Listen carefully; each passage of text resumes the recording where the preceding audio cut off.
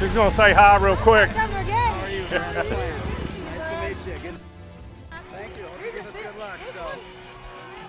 Hey, it's time for Hutto Hippo football. Todd Robinson, Ryan Robinson. We've got Bryce Doggett down on the sidelines. Gage Bowles is doing the engineering, and Gage probably want to bring Bryce down just a little bit here as he's talking over us, and that's okay. Hey, we are set for an exciting game tonight here at Liberty Hill. It's the Hutto Hippos versus the Liberty Hill Panthers, and this is a rematch from one of the greatest high school football games of the year last year, and not just one of the greatest high school football games for Hutto, but probably one of the greatest high school football games in the state of Texas, Ryan. The Hippos ended up winning it 52-51 in overtime. Hutto scored. It was a game of back and forth. Hutto scored in the overtime, kicked the extra point.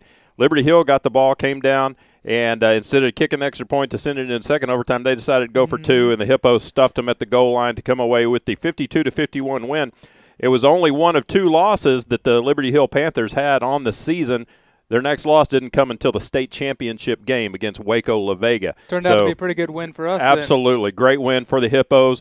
You know, going into last year and probably a little bit this year, people talk about, well, Liberty Hill's a 4A school. Doesn't matter. They're a 4A Division I school that's a perennial powerhouse every year in Texas high school football. They run that slot T. We'll talk about that a lot during the game.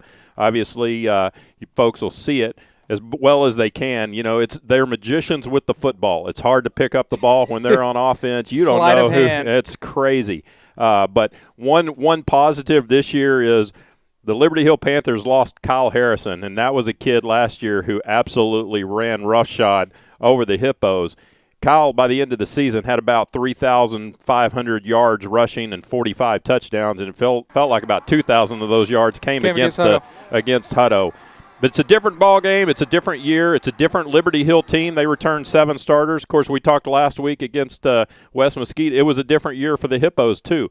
Hippos lost a lot of guys on offense, returned a lot of guys on defense. And last week against West Mesquite in Waco, the Hippo defense really rose up, and the Hippos came away with a 41-21 win in a game that really wasn't even that close. A little bit of a deceiving score.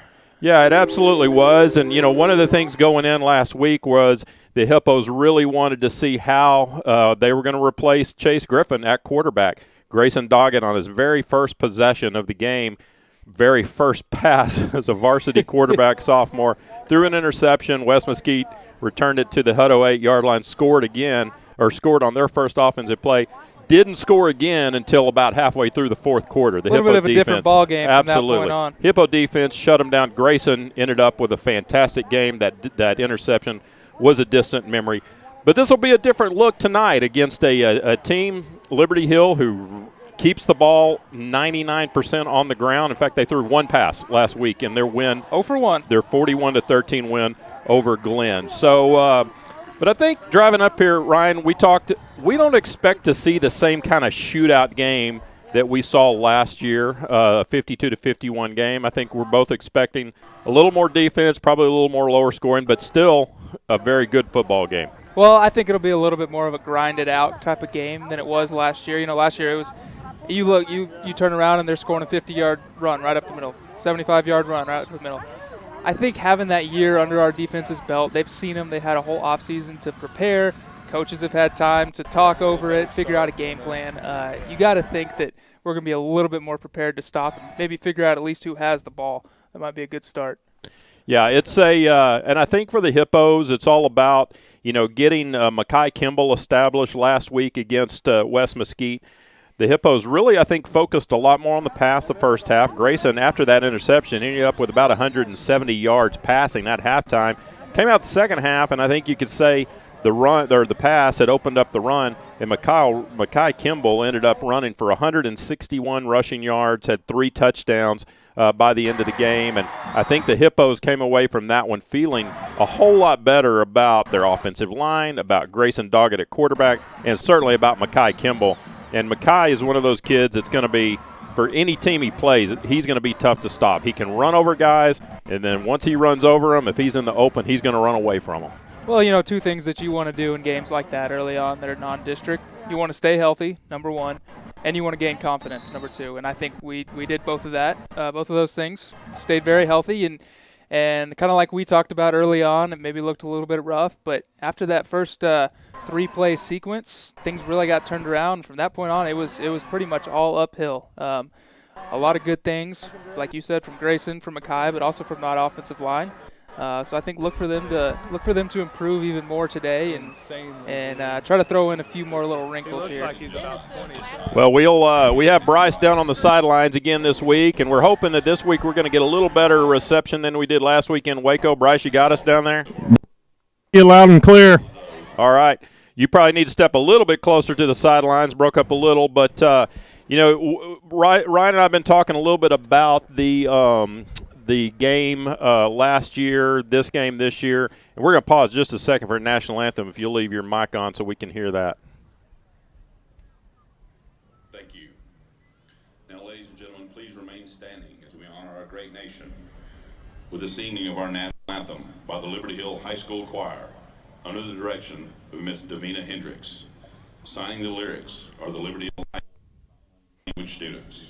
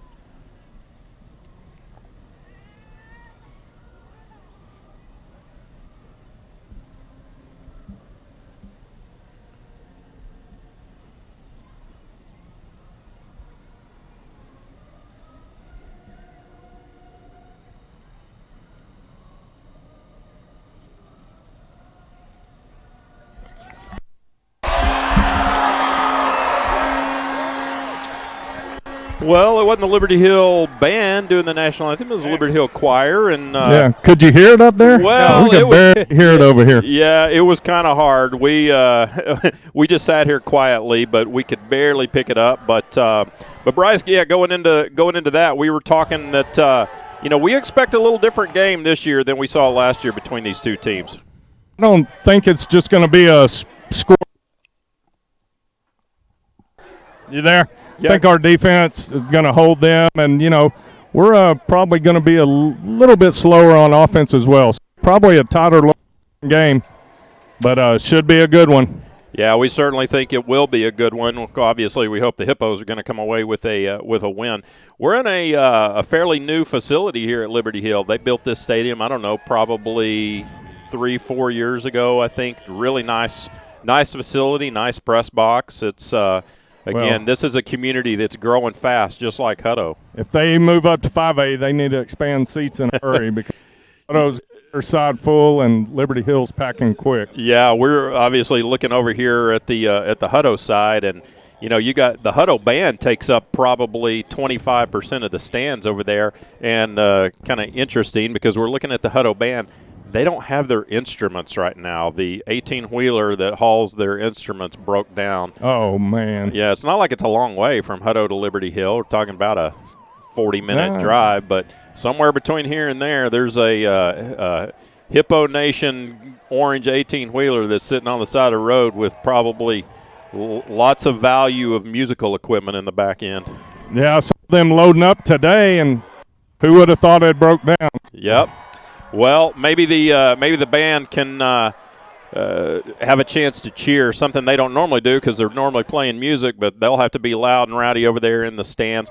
Bryce mentioned it, looking across the way, and the Hippo crowd is really filling up the visitor side and the Liberty Hill side. We heard earlier today, somebody told me that Liberty Hill had pretty much sold out their home side. It's senior night for them, which is kind of interesting. It's only the second ball game of the year, barely into September, and they're having their senior night game. But I think that might be by design. They've kind of had this game circled since last year. They really felt like, Hippos were one of the best 5A teams in the state of Texas last year, and they felt like Liberty Hill that they should have come away from Hutto with a win, and they easily could have. That was one of those games could have gone either way. But the Hippos want to come in here to Liberty Hill tonight and obviously still won and ruined senior night for a number of seniors. Hippos are going to receive. Panthers will be kicking off, and back deep for the Hippos is number 3, Dejon Harrison, along with Makai Kimball, number 22. They stand right at their own goal lines. We're set to kick. Number 1, Matthew Shipley, going to kick it away for the Liberty Hill Panthers, and we are underway here at Liberty Hill. Deep kick. Wow. That ball went, did that go between the goalposts? Almost. Every kicker's dream. Kick a kickoff right between the goalposts. Hey, well, we finally have a game with no wind. Yeah, there is zero wind. Those flags are nice. not moving. In addition to their football stadium, they built a new baseball complex that's right over to the side over here. The Liberty Hill baseball stadium. Hippos played there in a playoff game a couple of years ago. Beautiful complex. They've got a nice turf soccer field and tennis courts here right behind us. We are set to go. Grayson Doggett in the backfield along with Makai Kimball. He's got a receiver split left, 2 receivers right. Grayson with a straight drop, throwing deep left. Caught at the 34-yard line. That was Trey Pinelli, and 1 snap, 1 completion for about 9 yards. Going to be 1 yard short of the first down. Yeah, better start than last week for Grayson. Same looking play, still another hour out, much but better he, start. Put it on target this time. All right, 2nd down and 1 after the completion to Pinelli. Kimball in the backfield. Handoff goes to Makai. He's hit hard by big number 88, Walker Beatty, before he can turn it upfield. And Beatty was in past that line. Tell you what, 88 loss. Is a large young man. Yeah, he's a big fella. Kind of up there with number 72 last week for West Mesquite. Yeah, a little taller, I think 88 moves a little better. Yeah. So 2nd down and 2 for the Hippos after the 9-yard pickup, or 3rd down and 2 after the 9-yard pickup on 1st down. Then they lose 1 on 2nd. So faced with their first 3rd down conversion opportunity of the ball game. Just underway here at Liberty Hill. 11:20 to go in the first quarter. First possession. Kimball goes in motion, swings a pass out, complete across the 35, 40, outside to the 45, turns it back inside, and brought down just short of midfield at the 49-yard line. Well, and that's we've talked before, that's not an easy pass for Grayson to throw to the back that's swinging out of the backfield. Have to lead him just right. Makai got it, picked up a head of steam, and picks up about 20 yards to the 49-yard line. Handoff to Kimball going up the middle, and again, that interior Liberty Hill defense stuffs him. That was number 7, Matthew Montes.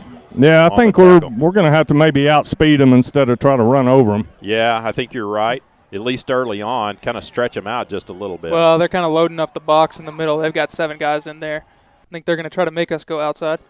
2nd down and 10, 3 receivers left. Doggett rolling to his left, looking to throw. He's got a man. It's complete at the 42-yard line. Trey Pinelli with the reception. So far tonight, it's been the Doggett-Pinelli connection. 2 passes, 2 completions. Yeah, good little route there by Trey. They were in his own defense, and he just found that little spot. That's what you got to do when you're facing that zone. You just go where they aren't. Yeah, he found a nice hole and settled in, and Grayson threw a ball that, they couldn't get to. Second time they've had a 3rd and 2 situation now. Kimball lines up in the backfield with Doggett. 2 receivers split left, 2 wide right. Blitz look coming from the Panthers. Doggett straight drop, throwing over the middle. It's caught. Nice completion to number, I think that was Jared Bealey, number 8. Yep. On the reception. Yeah, good composure there by Grayson. He had a blitz coming in from the left side, and he stood tall. He got hit a little bit right at the end, but made a nice little pass. Well, yeah, 88 isn't the only big guy they got on the line. Number 3, not quite as thick, but, boy, a lot to throw over. He's tall. Corn-fed out here, I think. They are big boys. Grayson with the straight drop. Has time. Throwing deep right side. Nice pass. Floated it up there, but number 9, Joshua Gonzalez, hauls it in at the 31-yard line. Pickup of 5. That ball stayed in the air a long time. Yeah, he kind of hung that one. That one scared me a little, but got away with it. Yeah, again, those out routes, those are not short passes. That was a 5-yard completion, but Grayson probably threw that ball about 30 yards. Well, yeah, they're split out tonight. Yes. Yeah, and good job of throwing these wide passes that are going to start stretching this Liberty Hill defense. This time 2 backs line up with Grayson. Trying to split to the left is Williams at the 25, 20, down to the 15, 14-yard line. No, I'm sorry, that's Dejon Harrison on the inside handoff. So Dejon Harrison, I thought it was Kendall Williams, but Dejon takes it inside, good blocking, and takes it all the way to the – they're going to mark it at the 14-yard line, I believe, maybe the 15. Yeah, Dejon just lined up in the slot there. They put him in motion. Just a little actually another completion for Grayson, one of those where you catch it and tap it forward. Nice little gain. Yeah, great job of just mixing up the play so far by the Hippos. 1st and 10 at the Liberty Hill 15-yard line. Harrison goes in motion from right to left. Now he stops and reverses. Handoff goes to Kimball. He's at the 10. He's at the 5. Picks up a block, and he's into the end zone for the Hippo touchdown. So a great first possession for the Hippos. Tell you what, Makai Kimball turned it outside, and then I think it was probably Pinelli that was out there wide that just shield blocked for him from about the 5-yard on. And and that's what we were missing last week. It was those blocks on those swing passes, and we kept getting called for holds. And guess they figured that out. Let's see if we can figure out the other thing we were having issues with last week. Yeah, here we go. That'll be the kicking game, particularly the blocking on the kicking game. Snap back, hold down, kick is up, and it is good. So 8:44 to go in the first quarter. Hippos strike first on their first offense possession. They lead it 7-0. You're listening to Hutto Hippo Football on hipposports.com and the SHN Sports Network.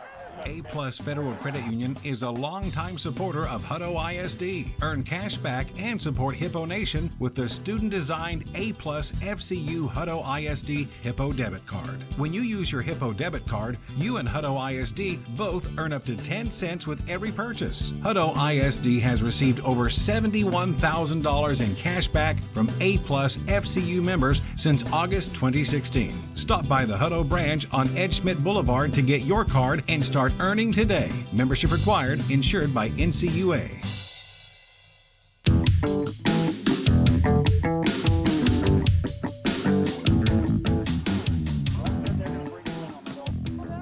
Welcome back to Liberty Hill. Todd Robinson, Ryan Robinson, Bryce Doggett bringing you Hutto Hippo football. The Hippos take the opening possession, and they march it all the way down. Great job of mixing up pass and run. Had that Liberty Hill defense off balance, and Makai Kimball caps it off with a 15-yard touchdown, and with 8:44 to go in the first quarter, the Hippos lead it 7-0. Yeah, finding a lot of success on the outsides with those swing passes and those wide sweeps.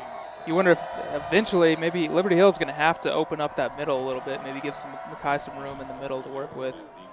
There's that high pooch kick, left side, fielded at the 25-yard line, fair caught, and by Austin Knox. Looks like the Liberty Hill Panthers will start right at the 25-yard line. That was a good kick right there, hung up just enough to avoid the return. Yeah, exactly what you're trying to do on those kicks. Unfortunately, too often they go out of bounds, and we saw that a few times last week too, so good to see them put it in the right spot this time. They probably worked on that a little bit this week. Yeah, you think? Yeah, probably first thing Monday morning, maybe Saturday morning when they went out to lift. All right, Liberty Hill set up 1st and 10 at their own 25-yard line. Here, Hippo defense get a first look at this slot T. Handoff goes across the 25, brought down at the 30-yard line. Number 42. Hippos are claiming there was a fumble on the play. They're not going to give it to him. He was down. Blake Simpson was the ball carrier. Simpson had 190 yards rushing last week in their 41-13 win over Glenn. In fact, they had 3 running backs with over 100 yards. Simpson with 190. Trace Seward had 115, and Nash Robinson had 105. Second down and 5. This time a handoff goes to Simpson again. He's got a little bit of room and across the 35 to the 36. So 2 times they run it right up the middle, and a flag flies late. And that one's probably going to be a 15-yarder against the Hippos. Looks like that was Braylon Sugg, just a little bit extra. Frustrating start for the defense, and they're kind of letting it show just a little bit. But 2 plays, 5 yards each time, and you got to stay composed. Absolutely. Well, I tell you, Simpson a much bigger back than what we faced last year in Kyle Harrison. Although Simpson rushed for 600 or 700 yards last year, so yeah, he can still carry the rock. And I think one thing we won't see with Simpson, or we shouldn't see him running away from us like Kyle Harrison did. Kyle Harrison was a all-state sprinter for their track team, as were a couple of their offensive linemen. Exactly. Marchoff takes it to the 49-yard line, 1st and 10. This time, keeping the ball is the quarterback. Nope, he then hands – I don't know where the ball is. There they go. I'll tell you what. Number 28 ends up taking it. Nash Robinson, I believe that they had the quarterback, number 11, Kearley, wrapped up, and he somehow hands the ball off after the Hippo defense thought he was down, and Hippo coaches are on the field. They're pretty upset. I think that was it'll be interesting to watch a replay on that one, but that was one of those where the defense thought he was down and somehow ends up squeezing the ball out, and then Nash Robinson takes it the distance for the touchdown. I tell you what. We were all watching basically just them tackle They have us Kearley. fooled on every single play. I'm not sure that one was even a fooled. Well, Bryce, what did you see down there? Bryce cut out just for a second. Well, we'll take a break. It's the Hippos 7, Liberty Hill 7, 7:49 to go in the first quarter. You listen to Hutto Hippo Football on hipposports.com and the SHN Sports Network. ACDI, Al Clausen Disposal, supports the Hippo Nation. ACDI is a locally owned family company that specializes in solid waste services, including residential, recycling, commercial, and roll-off. Al Clausen Disposal has grown into a top 100 ranked corporation. Their mission is simple. They're committed to providing safe, reliable, and environmentally sound waste solutions at cost-effective rates while embracing new ideas to reduce the carbon footprint. Al Clausen Disposal, your local choice for all your collection and disposal needs. ACDI says go Hippos!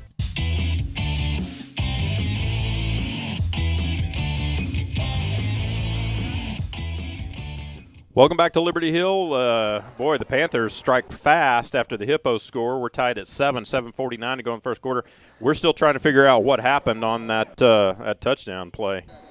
Well, if one thing we know is for sure, we were a little bit wrong in our pregame prediction. We thought this game might be a little bit slower, a little bit less scoring. 7-7, and we've played 4 minutes. Yeah. And Liberty Hill has a 50-yard touchdown, like we said, probably wouldn't happen. Yeah, exactly.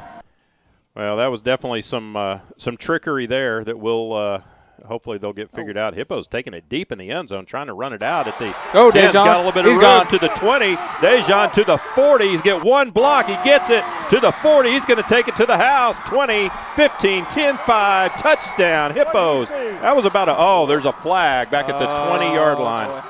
Right in front of Bryce. Bryce, did you see that? I don't think Bryce is hearing us right now.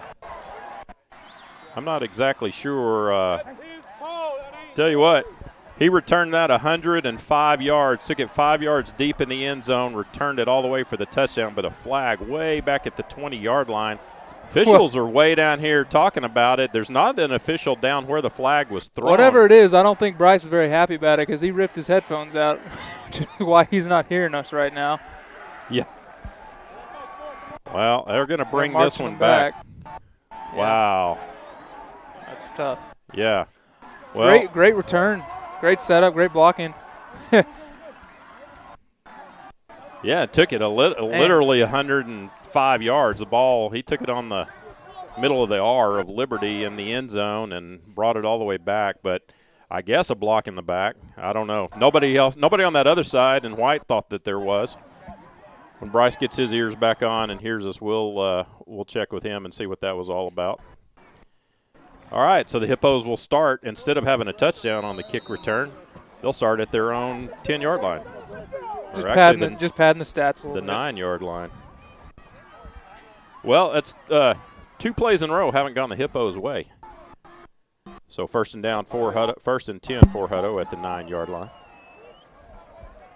Kai Kimmel in the backfield with Doggett. Handoff goes to Kimmel. He's hit hard, boy. Breaks away from the tackle, running right at the 5, tries to cut it across the 10. How in the world he ended up with positive yards on that? He was hit 3 yards deep behind the line of scrimmage, bounced off of that, fought away from that tackle, and then ran wide right and takes it all the way up to he lost a wheel along the way. Takes it to the 13-yard line, ends up picking up 4 yards on the play. Good job, Makai. With one shoe. He's going to come out. Second down and call it 7 for the Hippos at their own 13-yard line. 7:02 to go in the first quarter. Ball game tied at 7. Doggett with a straight drop, throwing deep down the right side, overthrows, intended for Dejon Harrison. Bryce, you got us now? Sure.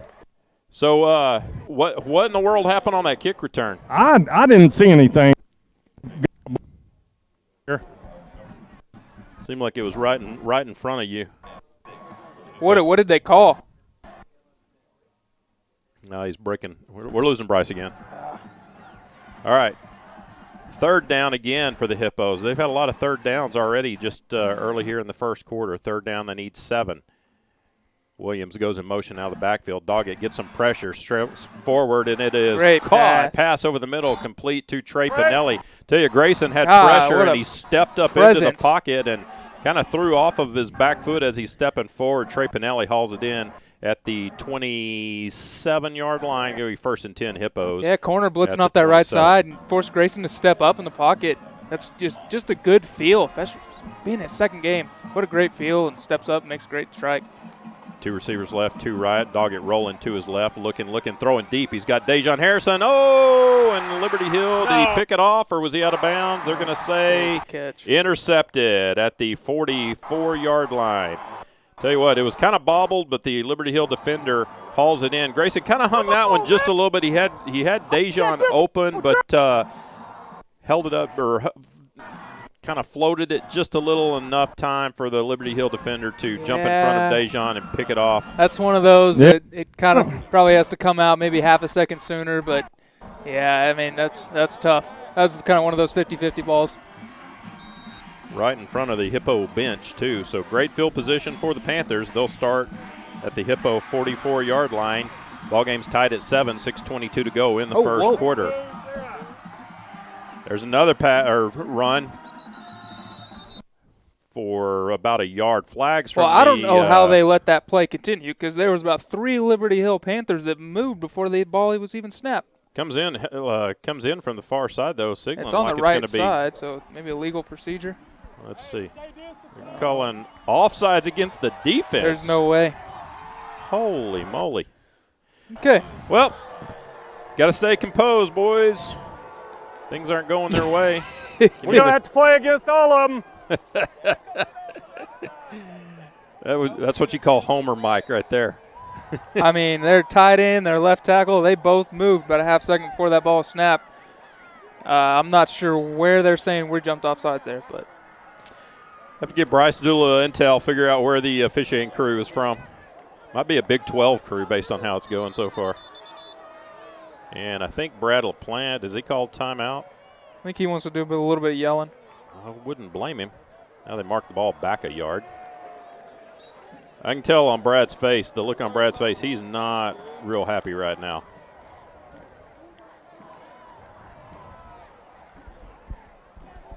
So first down and 5 from the 39-yard line.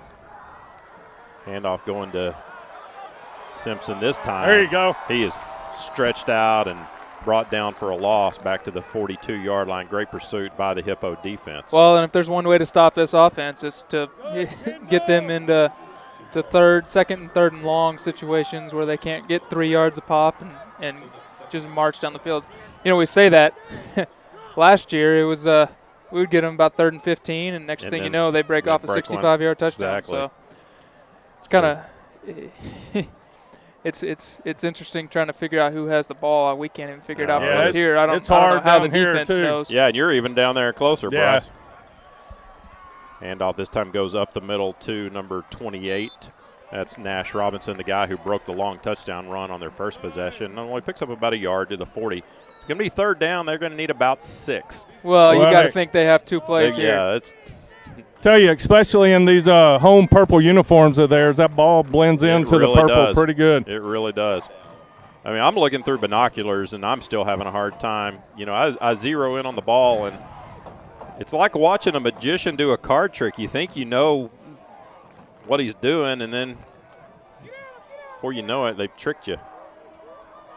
Third down and 6. This time quarterback clearly going to keep it heavy. There you go, Landon. Robinson buries him. The ball's fumbled. Landon picks it up. We're going to get a legal forward pass, but we got the ball. Landon recovered the fumble, and while he's on the ground, he threw the ball forward. He was trying to get a little forward pass on it. Well, the interesting thing, though, is that his knee was down. Like, that shouldn't even matter. He was down when he recovered it. So that should have been whistled exactly. dead. Should have been whistled dead, and that penalty shouldn't even count. He was laying on the ground, picked the ball up, and flipped it forward, which probably wasn't real wise because then you give Liberty Hill a chance to recover that one. And get a first down if they recover. Somehow, some way, they can give this ball back to Liberty Hill, the Hutto bench might explode. Oh, I think they're trying to find a way. Yeah, it's some interesting calling going on down there, isn't it, Bryce? They're going to say he was down. Wow. What in the world? Now they're saying the Liberty Hill runner was down? Yeah. Holy cow. No, wait. Now what is going on? Now they're marching a penalty off against Hutto. Are they saying to the 30-yard line? The referee pointed to his head like it was targeting. This is unbelievable, Bryce. Wow. Wow. Bryce, see if you can do a little intel and figure out where this officiating crew is from. I would guess Liberty Hill. Yeah, like maybe some dads out of the stands. Man. Yeah, they didn't have enough room in the stands. These are packed full. Unbelievable. 7 volunteers to come down and referee and here's the deal: is the flag that was thrown happened after the possession change. Hutto had already recovered the fumble. It was way at the 40-yard line, and Liberty Hill into the field. And then they marched this penalty off against Hutto from the line of scrimmage, and Liberty Hill keeps the ball. I got coaches next door have no idea either. I got no idea. This is what game are you watching? Homerism at its finest going on right here. Sorry, we're being homers by saying it, but my goodness. So 1st and 10, Liberty Hill. Handoff goes up the middle. Tell you what, I think there's some frustrated Hippo defenders right now. Hit them all. Number 20, Trey Seward, takes the carry for about a couple of yards across the 30. Tell you what, silver lining is it seems like we're doing a little bit better job now of figuring out who has the ball at least, which is the first battle against tackling them. all the backs. Yeah, just tackle everybody. everyone. But shoot, we'll probably get penalized for unnecessary roughness then. So 2nd down and 9 at the 29-yard line. 3:30 to go in the first quarter. Ball game tied at 7, and it's probably a good thing this one's just radio and not video tonight. Handoff up the middle. Across the 25 down to the 24-yard line was number 20, Trey Seward. I don't know. Maybe we'll watch the video replay tomorrow of this and realize that these calls were right, but I'm going to have a hard time believing it right now. I mean, a lot of things go back and watch. Yeah. When they tackled him, I thought there was a chance that he was down, but I don't know where that flag came from. I saw that once we recovered it, I thought for sure, like you were thinking, that it was going to be a forward pass. The flag was way back then. Yeah. I don't know where I have no idea. Here we go, guys. 3rd down and 4, ball at the 24-yard line, and Hippo into the field. Loss. And the Hippos jump off sides. Movement. See where the flag.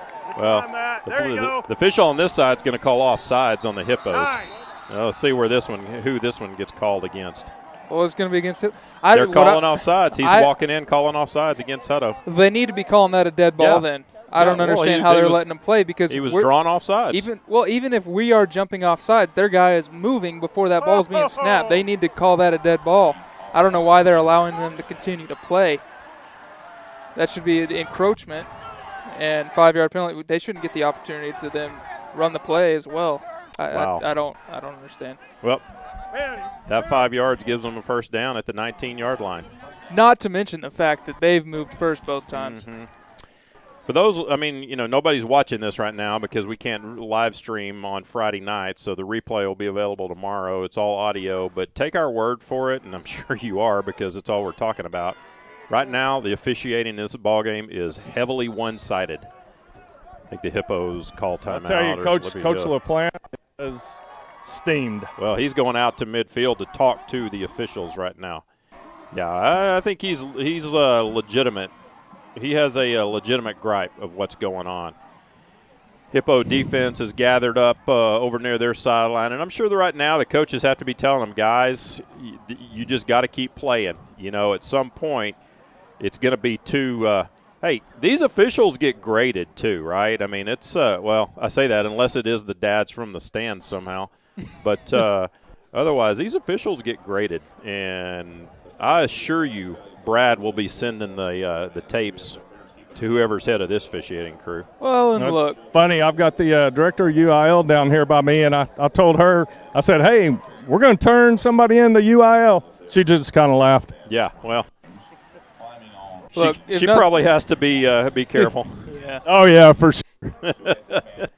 If nothing else, it's good practice with dealing with adversity and trying to overcome that. You know, that's what these early games are for. So. Well, you know this is the best game in town when the director of UIL athletics is at this game. All right, here we go. 1st and 10 for Liberty Hill. 2:09 to go in the first quarter, 7-7. A lot of the action hasn't been because of scoring. It's been because of some interesting calls. And there goes we got the ball. This time a fumble. Well, I tell you what, I thought Kearley, the quarterback, was keeping it. He handed it off up the middle. Liberty Hill fumbles it. And I think they're going to let the Hippos keep this one. So the Hippos take over. We'll first see. And 10. Hey, it's not official yet. Yeah, they still have time Until to we snap flag. one, I won't believe it. Yep. No kidding. Hey, I got to say, Ashley Mosley, hang in there. Don't get riled up just because we're getting riled up. These boys will be okay. Our defense is playing great. Hey, it's still 7-7.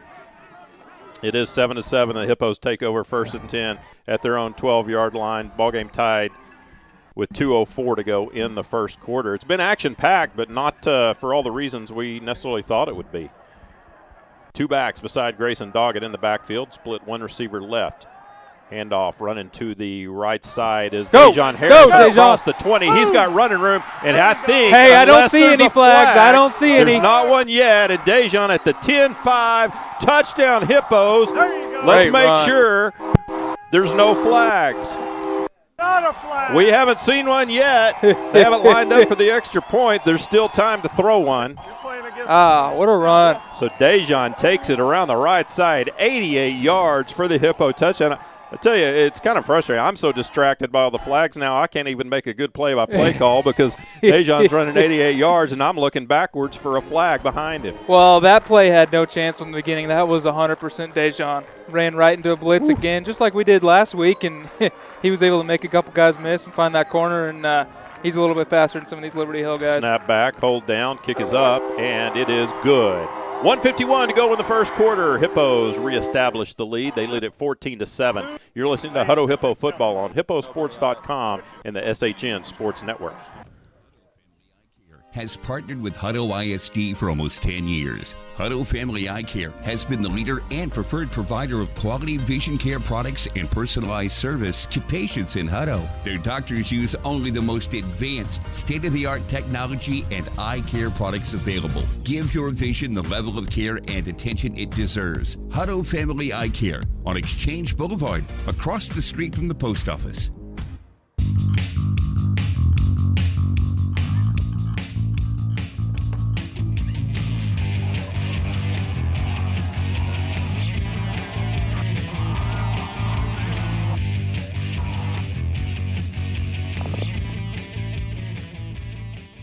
Welcome back to Liberty Hill, and the Hippos have reestablished the lead 14-7 with 1:51 to go in the first quarter. And what a crazy 6 minutes of Thinking the Hippos had returned the ball for a returned a kick for a touchdown. It was called back from penalty. Thinking the Hippos had gotten a fumble recovery. It was overturned by a penalty.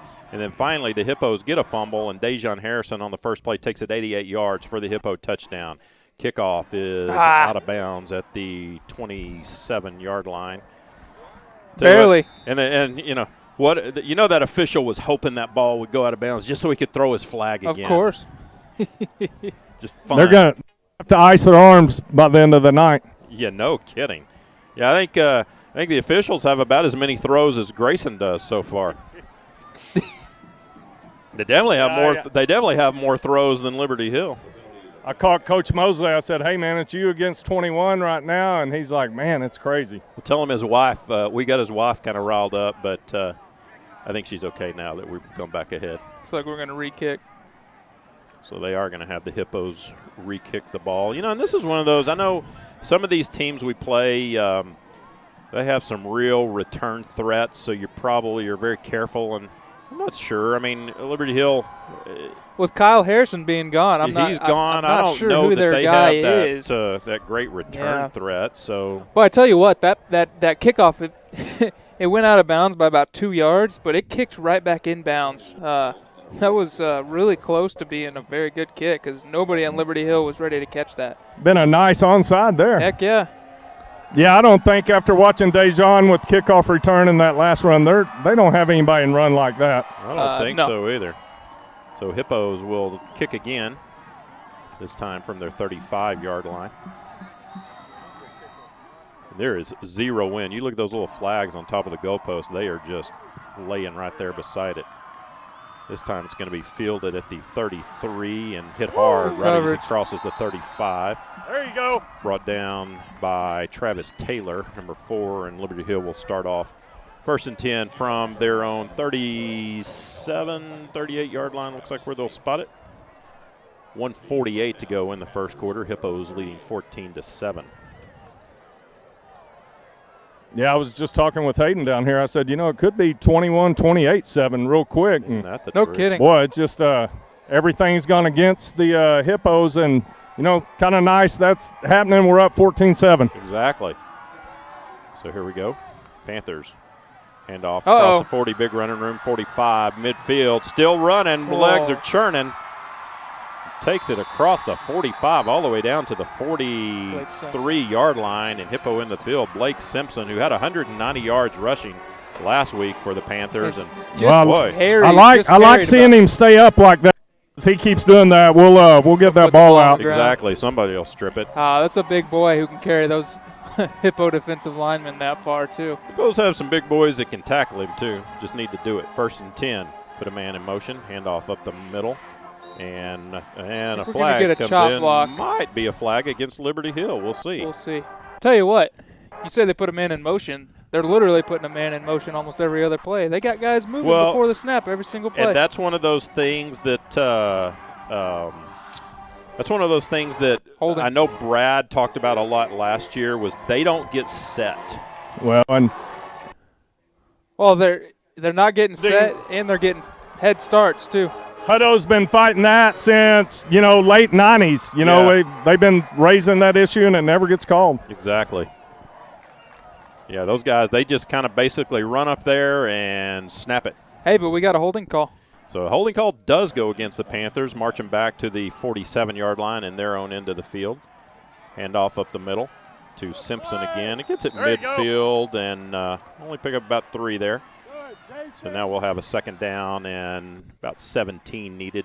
40 seconds to go here in the first quarter. Hutto leading 14-7. Yeah, other than that first breakaway touchdown, the Hippos have really done a good job of keying in on the ball carrier and sticking to their assignments. Well, like I said, there's a lot of plays. They're tackling anybody can run the ball. They got somebody on. Just tackle them. Just and if you're the quarterback and you're going to carry your fair game. Of course. Absolutely. Kearley comes up to the line. Handoff to Simpson again. Good tackle. And nice job by – tackle was by, I think, Vogopol. That was Jason Vogopol made a nice tackle. Him down low, picked up about 3 yards. I guarantee Jason doesn't like seeing number 42 come at him because he gives up some size, but, man, you go low and he got him. Well, that is the end of the first quarter, so Panthers will have it 3rd down and about 13 when they start the second quarter. Very interesting first quarter, but the Hippos come away with a 14-7 lead after 1. You're listening to Hutto Hippo Football on hipposports.com and the SHN Sports Network.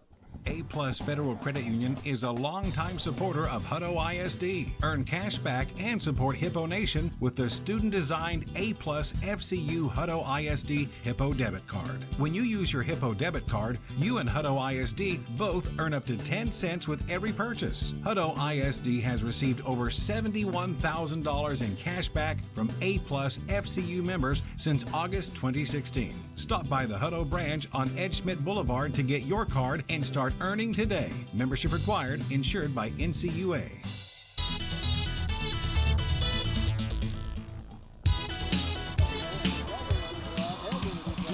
Welcome back to Liberty Hill. Todd Robinson, Ryan Robinson in the box. Bryce Doggett down on the sidelines. And tell you, scoreboard says after 1 quarter, Hutto 14, Liberty Hill 7. If there was a place to put a score for the guys in the stripes, you'd probably have to give them a few points as well. Yeah, it's like you said, like Bryce told Mosley, it's about 11 against 18 right now. And so far we're winning that battle. Yeah. All right, Liberty Hill will start 3rd down. They'll need about 14 for the 1st down. Ball at the Hippo 47-yard line. Shout out to Jennifer Hoffman, girls basketball coach for the Hippos, listening in. Probably frustrated along with us as she hears us. This is going to be a pass. Heavy. Oh, there you go. Tipped away. Ball's incomplete. Heavy pressure by Vogelpohl, and then number 13, Tyler Kelly. I think Tyler Kelly got a hand on it. Yeah, he jumped did. up He was and about tipped it 6 away. inches from taking that back for 6. He could have jumped in front of that and taken it all the way. Well, I've been impressed with Tyler Kelly first 2 games. You know, a baseball kid that's been out of football a couple years, but boy, he's played well. So yeah, that was well read. Doubled their incompletions on the year. They're now 0 for 2 on the year. He's having 2 Jason Vogelpohls on the field. It makes it nice. Absolutely. So they'll punt. Drops the snap, but plenty of time. Gets it away. Going to be fielded at the and sliding down on the reception was Dejan.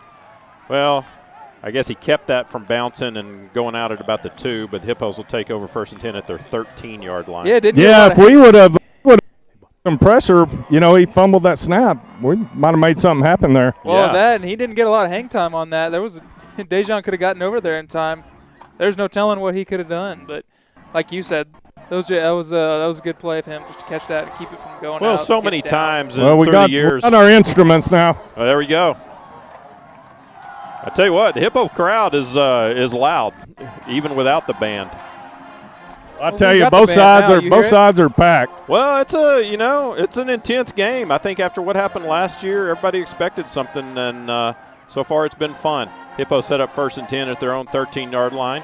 Kimball in the backfield fakes the handoff. This little slant pass complete. There you go. Across the 25. Hold it. 30-yard line, I believe, was number 9, Josh Gonzalez, hauled that one in. Nice pass by Grayson on the slant. Yeah.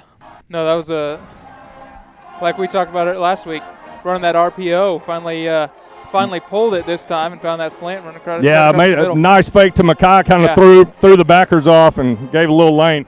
It helps when you have some success on the ground. 1st and 10 at the 30-yard line, and the Hippos move, but that's been offsides all night. Yeah, that's been offsides against the Hippos. Liberty Hill jumps and makes the Hippos move, but I have a feeling this one's going to be probably against Hutto. Just a guess. Well, this was a false start, but so were all the offsides that they called against us. So still talking if about if we're going based off of precedent alone, yep, false start. So it's false start against Hutto. Well, let's just remember that next time. Well, it looks the like purple team has the ball. Looks like our band finally got all their instruments. Yeah, that's what Bryce was saying. Yeah. That making music now. So marching back 5 yards, be 1st down and 15 from the 25-yard line. Split a single receiver out to the right, 2 receivers left. 1 man in the backfield. Doggett steps forward, changing the play. Kimball in the backfield, and Got those little storyboards that they hold up. It's the new wave in offensive play calling. Fakes a handoff to Kimball. Throwing over the middle and intended for Dejan, just overthrows him. Dejan was open, barely. but Grayson let it just a little too much, and Dejan couldn't haul it in. Yeah, I tell you, 2 for Liberty Hill got his hand on it and almost pulled it in. Mm-hmm. Yeah, right over the top of Dejan and almost right into the hands of Brady Brewer. So second down. You overthrow Dejan, you threw it too far. Yeah. That's hard to do. Yeah. So second down and 15 for the Hippos. Split 2 receivers left, 2 right. 1 man in the backfield. Straight drop. Looking, throwing over the middle. It's Trey Pinelli at the 30, Trey. 35. Kicks it back outside to the 40. Run out of bounds near the first down. Going to see where they spot it, but it's going to be right at that marker, and they do give him the first down. So nice run after catch by Trey Pinelli. Yeah, 10:39 to go. Great job by Trey this game of just finding those open holes in that zone, and then this time catching that ball and turning outside, getting away from those defenders. 1st and 10. Doggett throwing deep. That time throws left side out of bounds. That one was well covered, so he was going to have a hard time completing that one. Yeah, it was a safe miss. It's a good phrase, a safe miss. I mean, it is. You're right. Absolutely. Yeah. If you're going to miss that throw, miss it out of bounds. Miss it where nobody can catch it. Yep. Doesn't matter if they got 11 guys over there. If it's out of bounds, can't catch it. Second down and 10 at the 41-yard line. Hippos 2 receivers right, double receivers left. Now 1 man goes in motion. Dejan from left to right. Doggett rolling to his right. He's got a man open. It is caught near midfield. That's not even the man that I was looking for.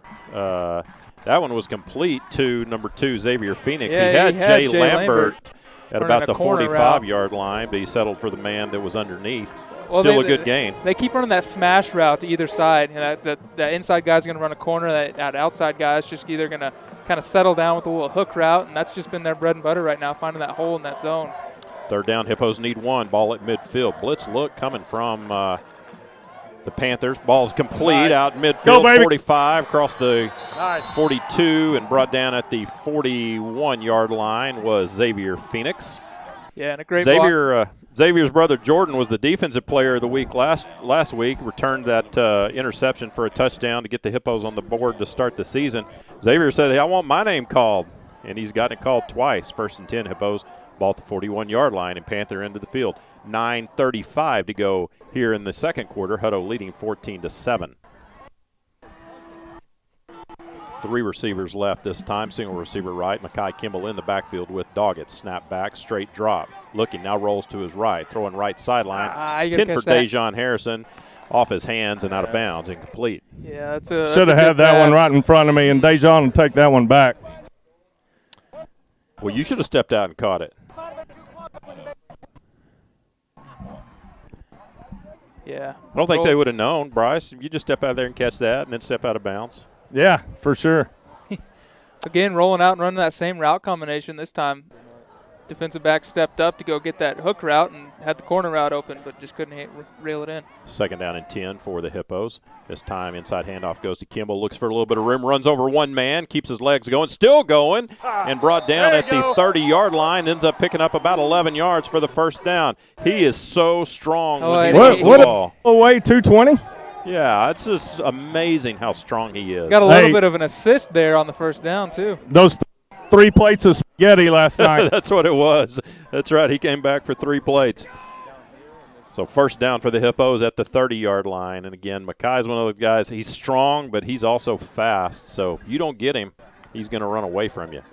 Heavy pressure coming from the Panthers. McCry trying to get outside. Oh, this time no. he fumbles the ball. There's a scramble for it, and the Panthers fall on it way back at the 42-yard line, and Hippo into the field. Boy, the only person that really had a chance to maybe come get that one was Grayson, and he was outnumbered. And he got hit pretty good, they cleaned his too. clock. Yeah, he got popped. Probably a little bit late, actually. Well, I can't believe they didn't throw a flag on that. Yes, shocking.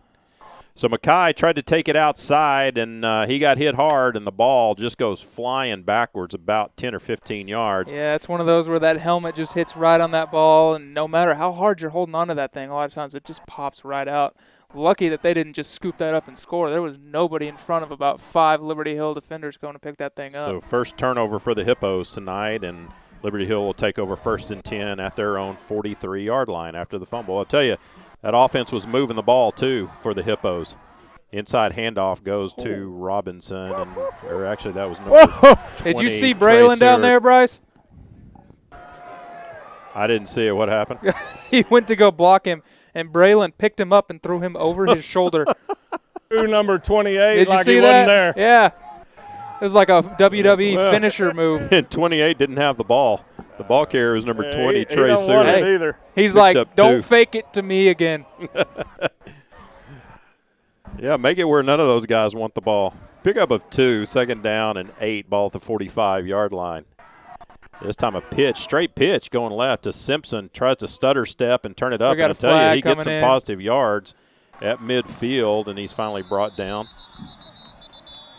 Could have been a hold, and I think it is a hold against Liberty Hill. So this one should go back quite a ways. Bryce, Hippo defenders seem to be doing a good job now of finding the ball just about every play. Well, they're finding it. Well, like I said, they're finding anybody that could get it and taking care of that. But, yeah, they're getting to Simpson good, and that's a hard-running boy, and you better wrap him up. No kidding. Well, you kind of wonder if some of those calls that went against them there in the first quarter, if that didn't just fire them up a little bit and make them decide to play even a little bit harder. Well, if we keep tackling their fake ball carriers like we just did, they're not going to be carrying out those fakes with as much gusto. So 2nd down and about 20 yards needed. This time again, handoff up the middle, and boy, just stopped by the There's Braylon with 28 again. Yeah, he's not having fun Braylon's right on now. a mission right now. 28's like, man, what do you got against me? Yeah. Tell you what, Braylon is Ryan and Lauren's next door neighbor. Ryan might have to go leave him cookies or something tomorrow morning. Hey, it's funny. All these guys are so low-key and quiet, off the field, but They just save it up wound all up week. now. They are fired up tonight. 7:05 to go in the second quarter. Hippos lead. It's 14-7. Probably should be more. 3rd down, and Liberty Hill needs 18 yards. This time again, handoff up the middle. Great job by the Hippos. One of the things not that a lot of room to run. and one of the great things the Hippo defenders are doing is once that ball is handed off, they're not falling for the fake that Liberty Hill likes to carry out, where you still have about 2 guys running 30 yards down the field. Yeah, and that's a matter of the mature defense like we talked about. They're just doing their job. You have to do your job when you face an offense like this. One guy does something wrong, and that's when they break those things for 70 yards. So far, they've everybody's been keying in on their keys, and so far so good. So Dejan stands back for the punt. End over end punt, bounces backwards, takes a nice Hippo bounce. Bounced at the 30 and then kicked all the way back to the 35-yard line, and Hutto will set up. They'll give them the 36. So Hutto will set up 1st and 10 at their own 36-yard line. And I tell you, other than that fumble on the last possession, the Hippos have really been moving the ball very effectively against this Liberty Hill defense. Yeah, I'm Bryce. Had met you at Josh and Lauren's wedding. Bring Bryce down just a little bit. Good buddy, yeah. Bryce is making a couple friends down there. So Hippos will set up 1st and 10 at their own 36-yard line. Doggett looking. Oh! Tell you what, he overthrew his intended receiver, number 2, Xavier Phoenix, and Liberty Hill guy almost picked that one off. So that one was probably not Grayson's I couldn't best tell pass. if he was throwing or underthrew Josh, I think. Kind of threw it right in between the two guys. Between the two. Well, that's not what you call a safe miss. Yeah. So 2nd down and 10, ball at the 36-yard line. 2 receivers right, 2 left. Kimball in the backfield. Swinging the pass out to him, takes it at the 35, turns it up at the 40, 45 midfield, and then ankle tackled at the 47-yard line. Just got him by a leg. Yeah, Drake Oberpriller just was the last man. And yeah, I thought he was about to turn that up and caught him by his shoestring and just able to get him down. Well, another swing pass that I'm pretty sure that went backwards. Yeah, that one was backwards, but Mackay hauled it in. 1st and 10 for the Hippos at the Liberty Hill 47 now. Kimball in the backfield, 2 receivers right and left. Grayson with a straight drop, now scrambling right, now looking, still looking, and just throws that one into the ground. Smart by Grayson, just throw it away. I thought just for a second, Bryce, he was going to pull that one down and run. I think he has strict orders from Terry to not run that ball. Yeah, I think he did the smart thing. No, I agree, yeah. Just threw that in the ground. I guess the only other thing he could have done is just thrown it over to you. I think he was looking for some help from Dejon and Trey coming across, and neither one of them did. Well, they need to realize they got a guy that's going to scramble around back there. Second down and 10. 3 receivers left. Quick slant. Oh, that ball's butted up into the air, and it's intercepted. Well, Liberty Hill man got his hands up in the air. Tell you, Grayson had a receiver open, but he the ball was Trey once coming across the middle. It was batted up into the air, and once that ball goes up in the air and hangs up for about 2 or 3 seconds, there's a good chance it's going to be intercepted, and it was. So the Panthers will take over, 1st and 10 at midfield. So it's kind of become a little bit of a turnover fest here for the Hippos, their last 2 possessions. Hey, it's not necessarily a good thing, but Grayson does a really good job of tackling the guy who intercepts him. He's getting good practice at it. Yeah, he's getting down in the trenches. So 1st and 10 for the Panthers at midfield. 5:31 to go in the second quarter. Hutto leads it 14-7. Simpson takes the handoff and nowhere again to run. tackled for a loss back at the 48-yard line, swarming Hippo defense. They have just done, other than one play really, that long run for the touchdown by Nash Robinson on Liberty Hill's first possession. The Hippo defense is really bottle up this Liberty Hill offense. Kind of glad number 65 for Liberty Hill's head wasn't in that helmet that came flying out. Yeah, that would have been gruesome. I'm not sure how we would have described that. I don't know. Didn't get called on something there, too. So 2nd down and 12, ball at the 48-yard line. Hand off this time to number 20. He fumbles the ball, and the Hippos have it. Falling on it was number 7, Jay Lambert. So stripped away, ball's on the ground. Hippos pick it up at the 43-yard line. Well, we said this game we didn't think would be like last year's game, and, boy, definitely not so far. This one's been this game has stayed between the 35s. Yeah, it really has. And, you know, I say some of this you credit to the defenses, right? I mean, defenses sometimes are responsible for those turnovers. You do, but it's also one of those things like we talked about last week. It's a lot of new faces out there on offense, and sometimes ball security becomes something you kind of forget about. And that was especially one when you're getting blown up and WWE finished, and you're like fearing for your life. So, I think credit a little bit to the defense. 1st and 10, Hippos at their own 43-yard line, leading 14-7, 5 minutes to go in the first half. Little throwback the other side, trying to set up a screen, and great job blowing that one up. He did not have possession, but they're going to say he did. They're going to say a fumble, and Liberty Hill picks it up and is going to return it for a touchdown. Wow, I did not see possession on that. Yeah, he had it. You think? Yeah, Bryce, did he make a football move? Yeah, I thought he had it, and he just kind of dropped it over the back. Well, they set up a screen pass, and I'm not. Was it was it Dejon or was Xavier Phoenix? Xavier. Yeah, Xavier Phoenix. I guess he had it just long enough, and and it's one of those kind of comeback tunnel screens. And defender for Liberty Hill got past his block, knocked the ball loose, and they pick it up and they return it for the touchdown and a point after away from tying this one up. Well, and kind of a high throw by Grayson, and he had to jump up and get it, which – when you're running those comeback tunnel screens, you don't actually have a guy blocking. You're supposed to be running away from him. So when you got to go up and jump and get that, snap back, hold down, kick is up, and it's good. 4:47 to go in the second quarter. It's now 14-14. You're listening to Hutto Hippo Football on hipposports.com and the SHN Sports Network. A+ Federal Credit Union is a longtime supporter of Hutto ISD. Earn cash back and support Hippo Nation with the student-designed A+ FCU Hutto ISD Hippo debit card. When you use your Hippo debit card, you and Hutto ISD both earn up to 10 cents with every purchase. Hutto ISD has received over $71,000 in cash back from A+ FCU members since August 2016. Stop by the Hutto branch on Edgeschmidt Boulevard to get your card and start earning today. Membership required, insured by NCUA. It's weird. I don't know why we don't keep going.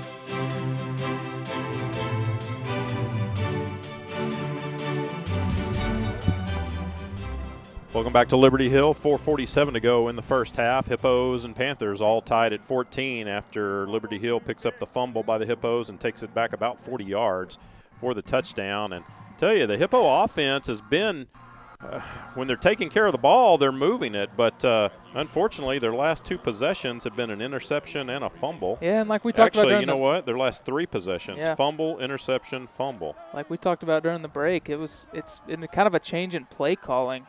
And you wonder when they're going to get back to what was giving them some success. There's a high pooch kick, and the Hippos, Kendall Williams falls on it at the 42-yard line. So Hippos are going to they're going to start this possession about where they started their last one. Kicker just kicked the ground right in front of the ball. I don't he almost think missed it. Well, it almost turned out to be a good kick, actually. He did what I do on golf shots sometimes. Yeah. He definitely drop kick. He's got to go fix his divot out there. Yeah, we need to get the ball in Dejan and Mackay's hands. Need to kind of reestablish what we were doing. I mean, that Hutto offense was really kind of dominating, and now they've gotten sloppy. 3 straight turnovers on their last 3 possessions. So need to settle down and reestablish control. 2 receivers left, single receiver right, 1 man in the backfield's Kimball. Handoff goes to him across the 40. Tackled hard at about the 42-yard line, and going to be no gain. So 2nd down and 10. Oh, like we said earlier, a lot of these turnovers I think we really can attribute to the hard hitting that's going on defense. Yeah, there's a lot of hard hitting both sides, and second game of the season, probably about as hard as you've been hit. Well, and good form tackling. A lot of helmets on footballs and guys holding them up and going in for the strip. Snap back to Dog. Watch Gets out. heavy pressure coming on the right side. He's got Pinelli across midfield, 45-40. Cuts it back Put that ball away. outside and trying to strip it. He hangs on to it and taking it down to the 37-yard line. Boy, Grayson took a shot there. Yeah, Grayson had that blitz coming in from the right side, stood in there, released it at the last second, and Pinelli takes it all the way down to the 37-yard line. Goodness for nice rib protection. Yeah, he's got that expensive flak jacket on. Thank goodness. He got bent in half. So 1st and 10. Good job by Trey to hold on to that ball, too, because I tell you what, these Panthers, every time, they're just trying to strip it from the Hippos.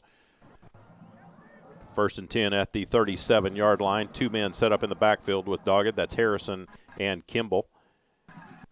Heavy pressure coming, and Kimball trying to take it. No, Dejan taking it outside across the 40 down to the 30-yard line. Give him the 29. Nice run by Dejan Harrison on the sweep to the left side. Just pick up run of 8. this half doing that. Exactly. 3. Yeah, that's just get back to what that was working earlier, and we stopped going right outside the tackles.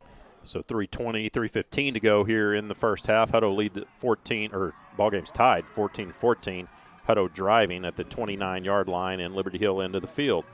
This time single man in the backfield with Doggett. That's Kimball. Set 2 receivers to the right side and 2 receivers left. Look for a play action Doggett. with a post coming across the middle here. Trying to change the play. Snap back to Grayson, steps, drops, gets pressure, now scrambles to his left, and he's going to run and keep it. He's hit hard at the 29-yard line. Whoa, and then a little bit of extracurricular by the Liberty Hill Panther. That should have been a flag. I guarantee you, if that's the other way around. He had him down on the ground and just reaches and basically pops him in the head and then tries to strip the ball away from him. Very unnecessary right there. And then pushes off of him getting up right in front of 2 referees, too. That goes the other way. It's yellow in there. Absolutely. So 3rd down and 2, no gain on the scramble from Doggett. Hey, Grayson's going to need to throw some ice on after this game. Yeah, he'll be a little sore. 2:10 to go in the first half. Big 3rd down opportunity right here for the Hippos. Try to keep this drive going. Kimmel in the backfield. He goes in motion. Blitz look coming. Grayson gets some pressure. Scrambling to his left. Now the ball was, tell you, right as he was about to throw it, the defender reached out and hit his arm. And lucky that's not a fumble. Lucky it wasn't a fumble. I'm not convinced that it wasn't. But it goes incomplete. It went forward up to about the 20-yard line. And goes back to open hand or close hand. So now it's going to be a 4th down and 2. Panthers have brought pressure the last couple of plays, and Grayson's been kind of flushed out. Yeah, I'm kind of wondering, hey, run the ball, get what we Yeah, got. like we just talked about, swing it wide, left and right. They're not stopping that. That's what was working. So 4th down and 2. Hippo's going to go for this at the 28-yard line. Straight drop, heavy pressure, setting up a screen to Dejan. Cuts it back inside, 25, Put that ball away, 20. Dejan. Hang on to the ball, and he's brought down at the 19-yard line. So 1st down. Nice call as they kind of look to be flowing to the right, and they throw back a screen to the left. Dejan takes it down to the 19-yard line, and 1st and 10 for the Hippos with 1:45 to go in the first half. Ball game tied at 14. I think ball security might be a talking point next week. Yeah. Especially with our receivers running around. They're out there trying to make moves, and they got that ball flying around and all. Especially the way these Panthers like to strip it. Handoff goes to Kimball up the middle. He's at the 15 down inside the 15 to the 14, 13-yard line. Yeah, take that every time. 1:20 to go. Yeah, you want to time this one out where you're scoring right about at the time the first half comes to an end. At this point, we still got all 3 timeouts left, so we can essentially take this down all the way. 2nd down and 5. Ball at the 13, 14-yard line where they'll mark it. Right at 1 minute to go here in the first half. One man in the backfield with Doggett. That's Kimball. 2 receivers right and 2 left. Straight drop, roll to his right. Now throwing, and it is nice throw. Touchdown. Jay Lambert hauls it in the front corner of the end zone for the Hippo touchdown with 52 seconds to go, and the Hippos regain the lead. Great nice ball. Pass. Great ball by Grayson. Rolls out, got a good block there by Mackay as well, and gave him just enough time. Still a lot of pressure in his face, but he's been staying very poised, and just a great ball in the corner of the end zone for touchdown. So point after attempt to come here by number 20, Evan Gutierrez. 52 seconds left on that throw for the touchdown by Doggett. Snap back, hold down, kick is up. Hey, good protection there, too. Yep, no pressure. So 52 seconds go in the first half. Hippos regain the lead. They lead at 21-14. You're listening to Hutto Hippo Football on hipposports.com and the SHN Sports Network.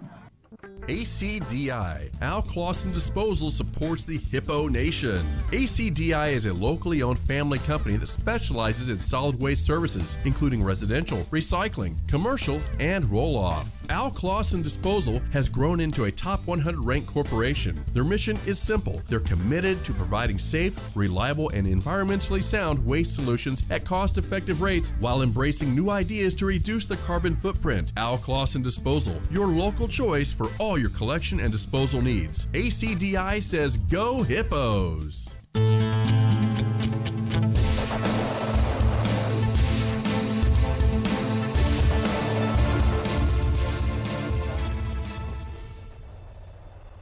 Welcome back to Liberty Hill. Hippos regain the lead 21-14 with 52 seconds to go before halftime.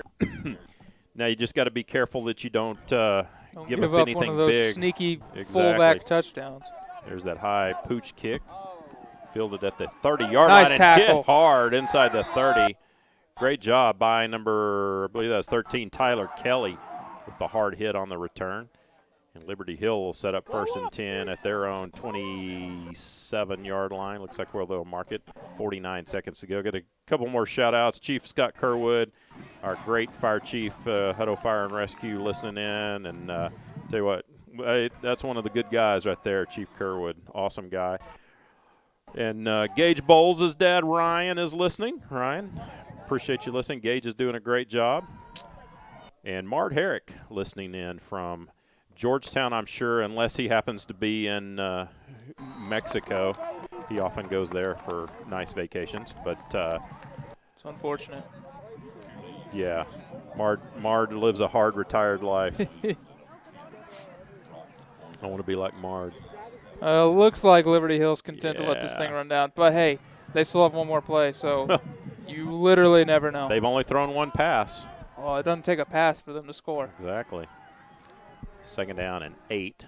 15 seconds to go. Moose mode. Motion. And again, they motion and they don't call it. We got a flag down. Yeah, I was going to say they moved. They finally did call that one. Yeah. We got all the Hutto coaches in the booth right next door to us, and they're just hammering the desk for the flag. Well, that flag's hard to see over there, too. It doesn't make any sense to me why they are letting them play when there's motion. I agree, 100%. Well, I have There are a actually feeling, 2 flags down. I think one they're going to call. I think they're going to call it holding out here on the receiver. Illegal shift. Yeah, called Hey, the illegal shift. That never gets called on them. So There you go. We'll. I'm going to keep an eye on Brad as they run off the field here at the halftime here in just a second and see how many years he's bending. 8.8 seconds to go, and I'm sure Liberty Hill might not even snap because they'll probably start the clock here, and they might just let this one run out. Hippos leading 21-14. And the clock has started. They run up to that line, see if they get the snap off. They do. Handoff going well left played. and tackled for no gain. So great job by the Hippo defense to end the half. And, again, I'm trying to find Coach LaPlante and see if he's going to chew on anybody. yeah, Mosley's fired up. I think Mosley, I think he had a word for the guy in the striped shirt that was kind of right in front of him, who's about half his size. I think that guy. Yeah, if there's someone I don't want to take a chewing from, it's Bo Mosley. Well, we are at halftime, and tell you what, one more shout out to Mark Aspenleiter. He's listening in, and Mark is the great PA guy for Hutto football. You have heard many great calls by Mark over the PA system during Hutto Hippo home football games.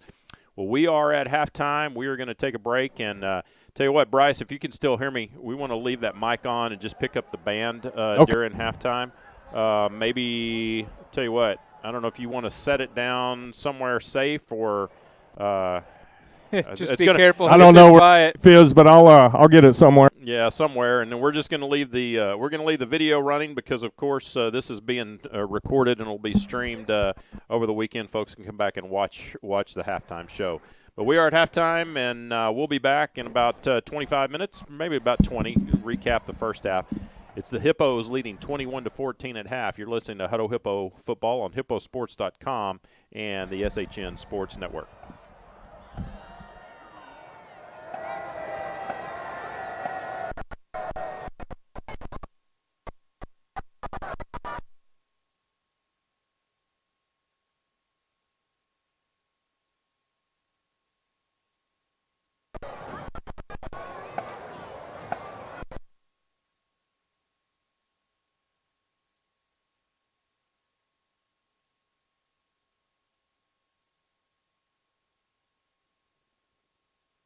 Gentlemen, please welcome to the field the 2019-2020 award-winning Liberty Hill High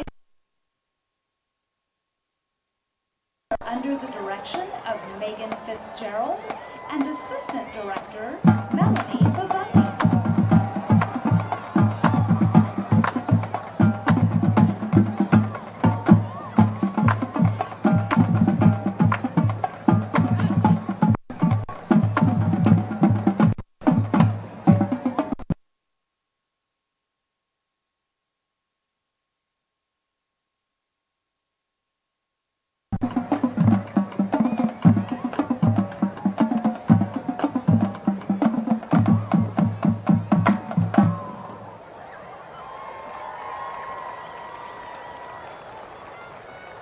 The Liberty Bell line officers are Junior Lieutenant Dominique Burson, Senior Lieutenant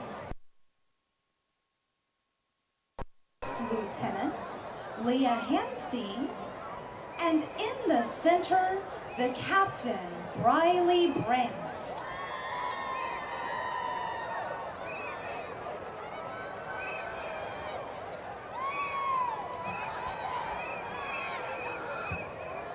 Social officers of the Liberty Bells are Spirit Chair Callie Witt, Historian Anissa Garza, Vice President Caitlin Muchler, and President Riley Frank.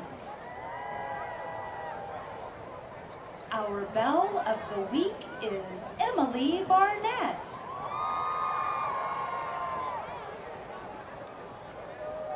Tonight, the Liberty Bells have a very special performance dedicated to their seniors.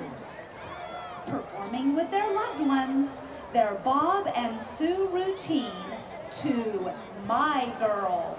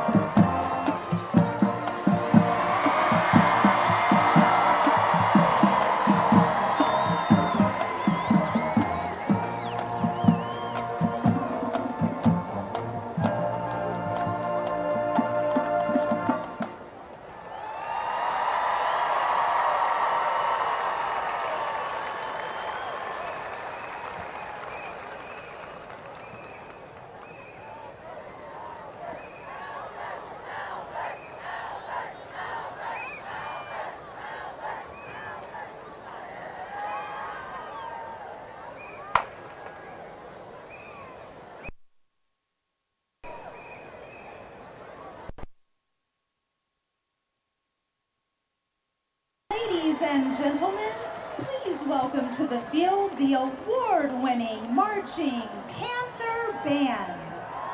Directors of the Panther Band are John Perrin, Kevin Baird, Jared Clarkson, Lisa Hill, and Justin Zimmerman. The Panther Band is under the field direction of Majors Carly By, Breely Bodine, and Alex Urban. Special thanks to our local supporters Weeklies for powering our front ensemble, and to Brandon for helping us look good on the field. Thanks to Culinary, Liberty Hill Maintenance Department, and All Sports Boosters Club for helping out the band with the ice tonight. The Panther Band honors our servicemen and women and celebrates the beauty of our United States of America.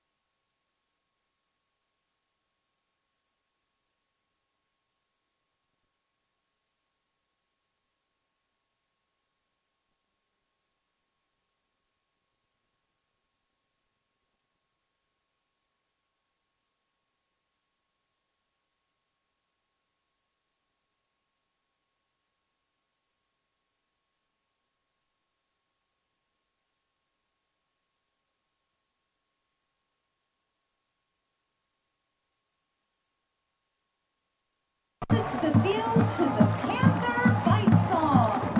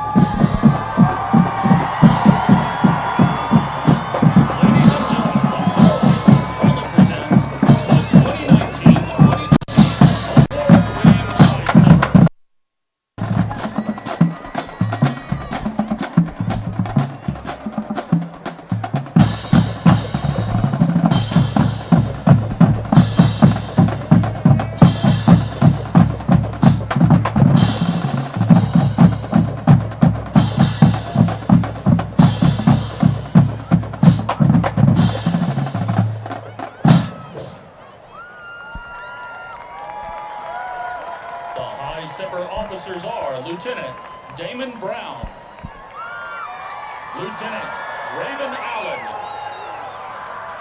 Lieutenant Jada Williams, First Lieutenant Daniela Pimentel, Captain Jimena Sagredo. The High Stepper Social Officers are Bailey Griner,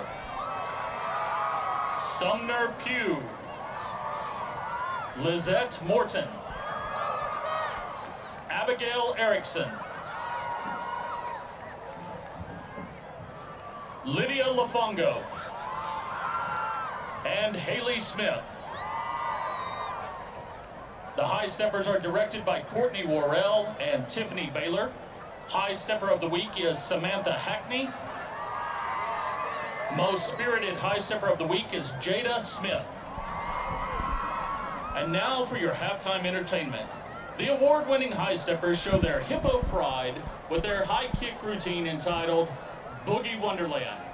Ladies and gentlemen, the Hutto High Steppers.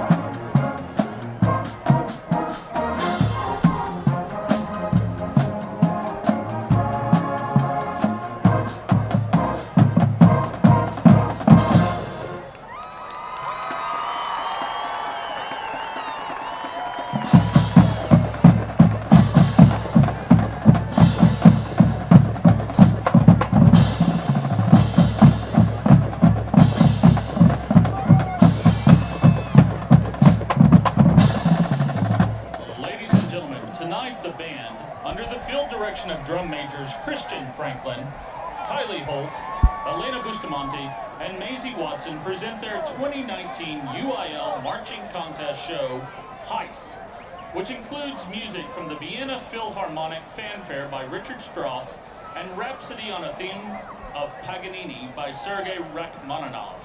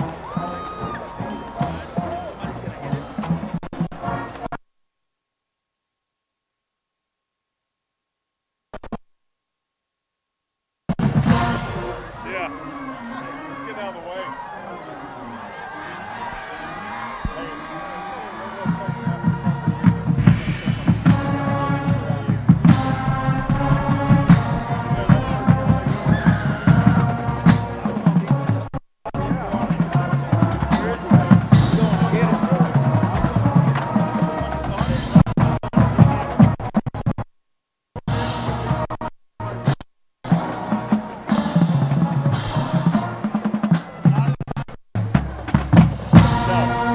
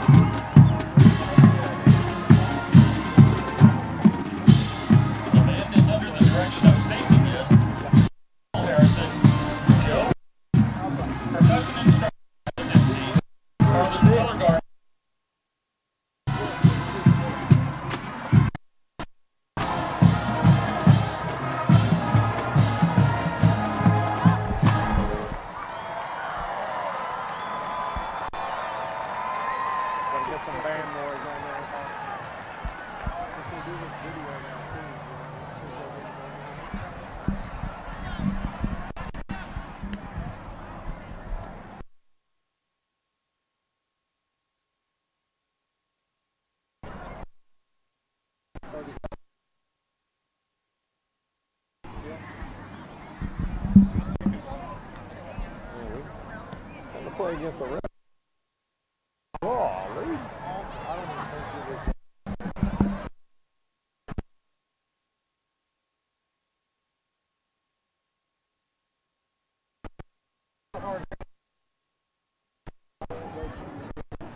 Man, Hutto.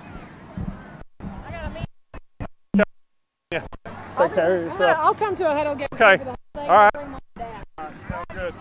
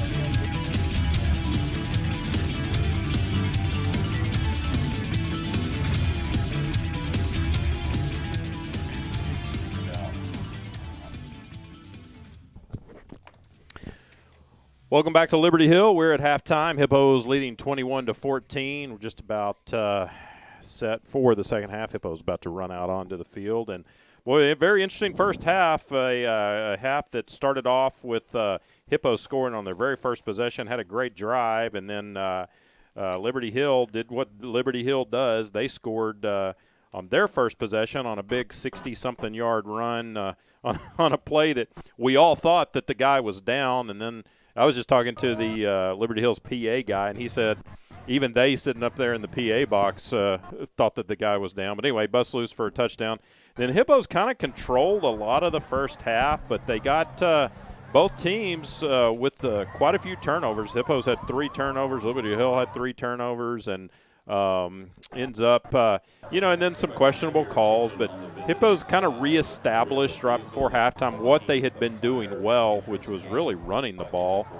Grayson Doggett's done a good job of throwing the ball. Haven't gotten any stats yet from Michael Hall. They actually looks like you might have just gotten some, Ryan. So if you get them, yeah, let me read a couple. So we had 315 yards total offense. Wow. I want you to take a guess how many Liberty Hill had. Well, they had one big, long play, and then they had, of course, one of their scores came off of a fumble recovery that they returned for a touchdown. But, I mean, I'm going to guess they didn't have more than 150. 108. Yeah. 108 yards. Yeah. Great job. Did you hear that, Bryce? Yeah, I did. That's amazing. I was going to guess 120, but yeah. We actually had 4 turnovers. They had 2. Yeah, we had 2 picks, 2 fumbles. Yep. But only 7 points off of turnovers given up. So I mean, and again, like I said, it's 21-14, but it's a game the Hippos really have dominated and probably could be up by about 20 points. Here's the stat that's going to surprise you. Time of possession: Hippos 12:28, Liberty Hill 10:40. They don't usually lose that battle. No kidding. Third down conversions, we were 80%, 4 out of 5. So picking right up where we left off last week. Yeah, exactly. I mean, truly and honestly, without those 4 turnovers, it's been a Hippo-dominated football game. It really has. Well, Liberty Hill will get the ball to start the second half, and I think it's one of those things that's kind of a key for Hutto to probably get an early stop against that Liberty Hill offense and put their offense in good field, give the Hippos offense a good field position, and try to get up by a couple of scores. Yeah, key is to get that first stop here. You wonder what kind of with that high pooch kick, going to be fielded at the 25-yard line. Woo, there you go. Nice tackle. Risey crosses the 30, brought down at the 32-yard line. And I think Bryce Zane Bolding was in on that tackle along with Travis Taylor, I believe. Heard from Bryce. Got to give a shout-out to somebody that's one of our great friends that is listening. We were talking about him just this past week, hoping we're going to see him in Waller in a couple of weeks. That's Coach Van. Coach Van said he tuned in at halftime and all he heard was the band. He goes, "I want to hear you guys." So you know what time the game starts? That's a good point. There you go, there you go. Trying to run right side was. Tell you what. Trey Seward ran into the wall, also known as Landon Watson, and just was swallowed up. Talk about a wall. Well, it's like welcome to a guy that's going to be playing in the SEC in a couple of years. Yeah, and that was just a smart business decision on his part. Just go eat down. the loss. Yep. So tackle for a loss, be second down and 12. Yeah, I know how that kid's parents feel. Yeah, you've seen Grayson get hit a few times.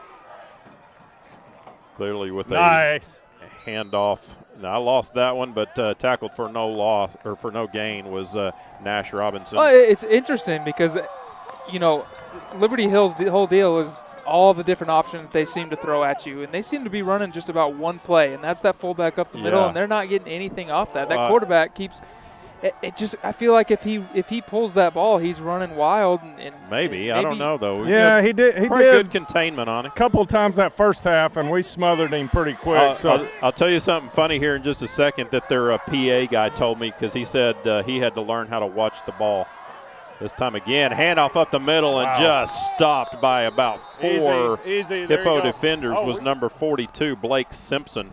Hippos took the ball away from him, but they're going to whistle that one down. So the PA guy, I was talking to him, and he goes, I learned a couple years ago, he said, I would try to watch and make the call of who was carrying it, and he said, I would lose the ball, and I finally figured out if you're looking wide and you can't find the ball, just look up the middle about 20 yards down the field because it means the fullback's probably busted loose and is rambling. Liberty Hill will punt. Let's go, Brock. Get you one. GJ Dejan standing back at his own 30. High punt. Nice hang time. Really nice punt. Oh, got to be careful with that one. Dejan, tell you what, that one almost shorted him, but he's able to fall on it at the 40-yard line. So Hippos will take over 1st and 10 at their own 40-yard line. Great defensive stand can't on ask the for very much better first start coming out of halftime. series.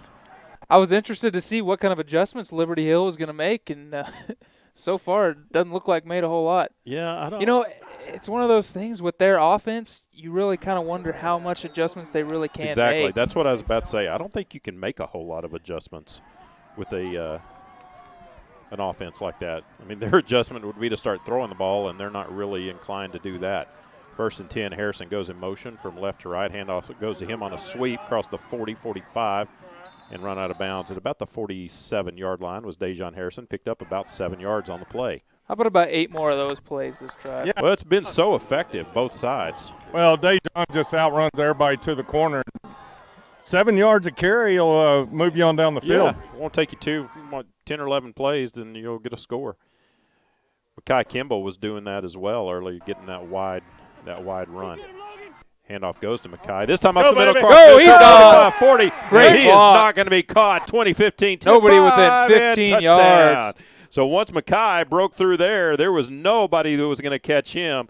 And on the second play of the second half, the Hippos strike fast. 9:20 to go here in the third quarter, and they stretch their lead to 27-14 with the point after attempt to come. Hey, good blocking. Good job, guys. Great blocking. Makai sprung free, and well, I said we needed 7 more of those plays this drive. I meant 1. I know number.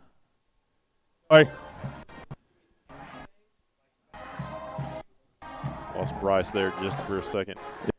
Gutierrez snap back, hold down, kick is up, and it is good. 9:20 to go in the second half. It's now Hutto 28, Liberty Hill 14. You're listening to Hutto Hippo Football on hipposports.com and the SHN Sports Network. Hutto Family Eye Care has partnered with Hutto ISD for almost 10 years. Hutto Family Eye Care has been the leader and preferred provider of quality vision care products and personalized service to patients in Hutto. Their doctors use only the most advanced, state-of-the-art technology and eye care products available. Give your vision the level of care and attention it deserves. Hutto Family Eye Care on Exchange Boulevard, across the street from the post office.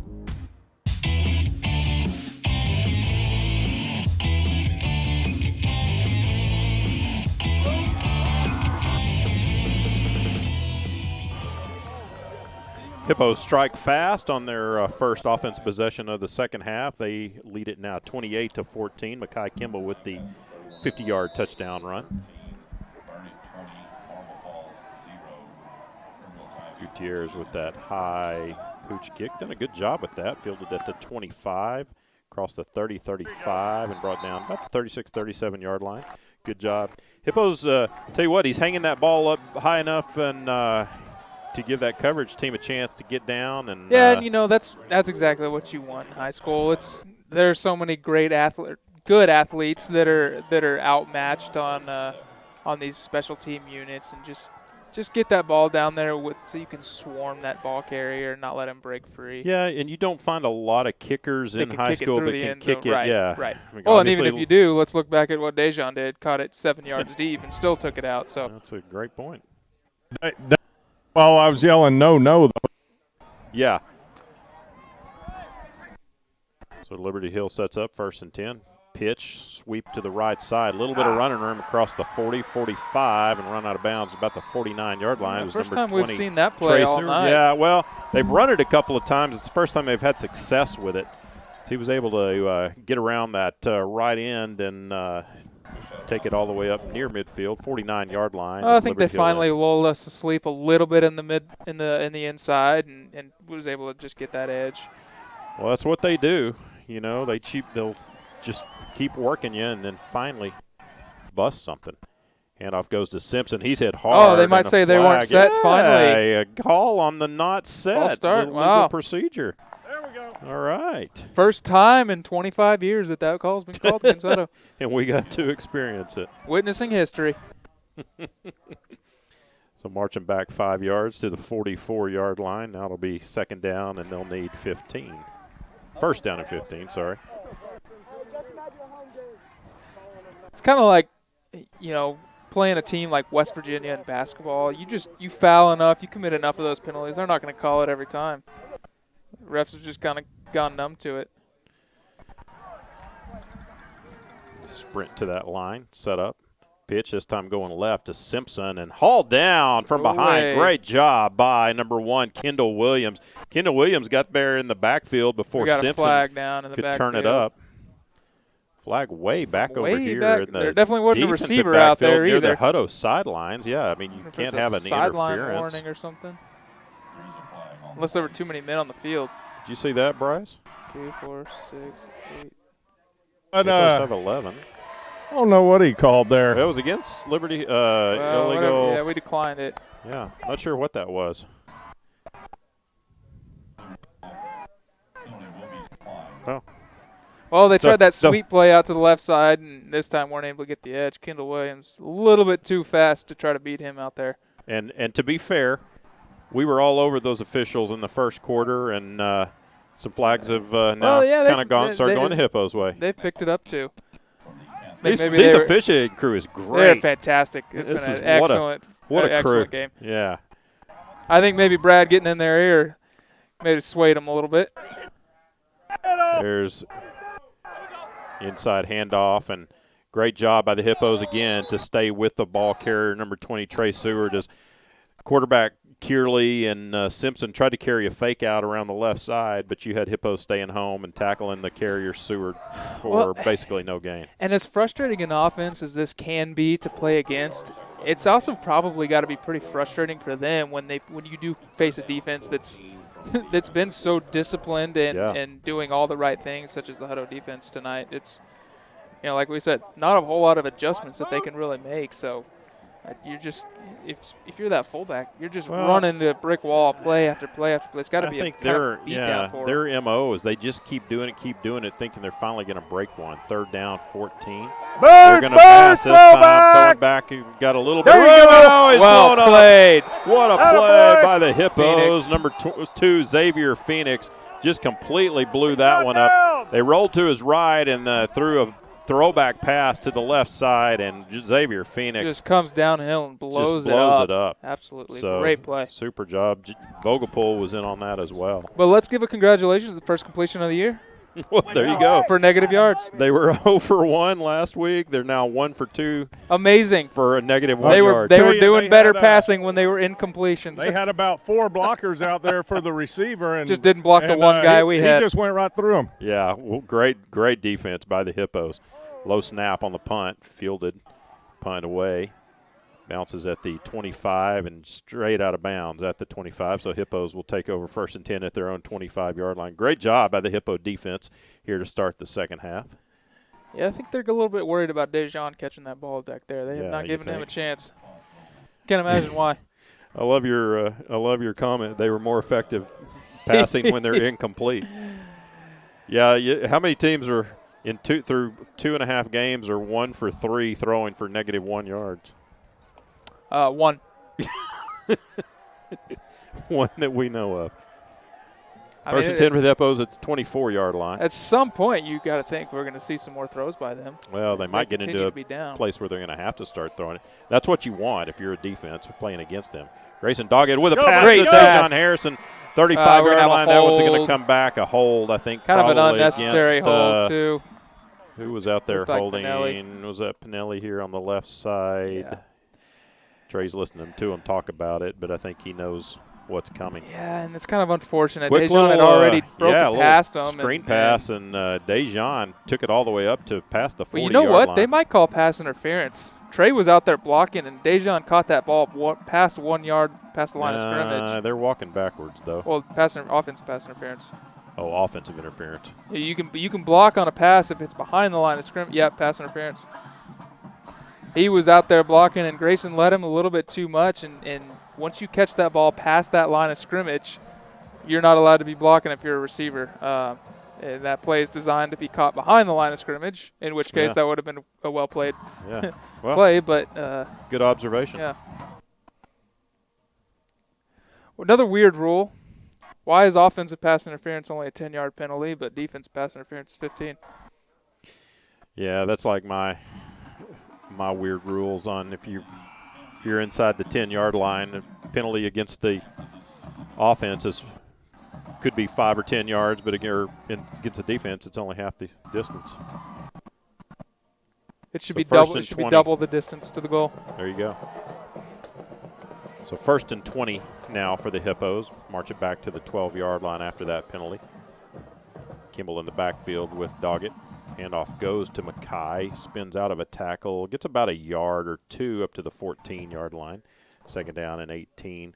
6:18 to go in the third quarter. Hippos leading 28-14. Got to give another shout out. My cousin Matt Hilliard and his wife Lindsay and their little girl Lydia, they were driving down to Austin from Denton tonight and being entertained by Hippo football on hipposports.com. Just doing our job, serving the people. That's right.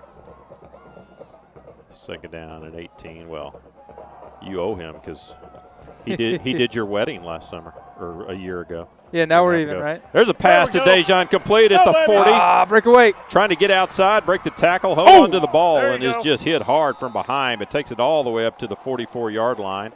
Again, Grayson with a good job standing in and finding him. We got a little extracurricular coming in afterwards. Grayson found him on that little crossing pattern, and then a flag flies in late. I think that's going to be Panthers. Should be a 15-yarder against Liberty Hill that you'll tack on to the end of this. Just a dart across the middle by Grayson, stuck it right in his chest. And Dejan, I thought he was going to break away, and as he's fighting, he kind of jumps backwards and just gets absolutely smothered by a guy running down the field. Then looks like they came in and got a little bit extra there at the end, and it's going to tack on an extra 15 there for the Hippos. So march that one all the way up to the 41 in Liberty Hill into the field, and Hippos will have it 1st and 10. Great officiating. Just really well done. This is a crew we want every game. Going in motion is Jay Lambert across the 40 to the 35, gets outside to the 30, finally run out of bounds inside the 25 at the 23-yard line. And again, went on a little jet sweep from the right to the left and ends up with about a 17, 18-yard gain. Again, I can't think of a lot of instances where we have not had success with that play running outside. Yeah. Left or right, running back or receiver, we've got more speed than them, and I just don't see why. We just need to be getting that edge every single time. Around the corner with number 3, number 7, 22, we're gone. Yeah. Why don't we try another one and let Grayson toss one right up the middle and get that safety rolling down. 1st down. Lambert goes in motion. He might have turned it up a little too soon. Grayson with a straight drop, now being flushed, and just throws that one into the ground. I think he was just doing a good job of throwing that one away. I was afraid the Hippos might get called for Lambert turning it up a little too soon, but got away with that. Grayson saw 88 coming at him. I'd throw it away too. Mama Doggett was yelling at him at halftime. Stop getting hit so much. 2nd down and 10. Ball at the 23-yard line. 5:15 to go in the third quarter. Hippos leading 28-14. Looking to stretch that again. Dejan goes in motion from left to right.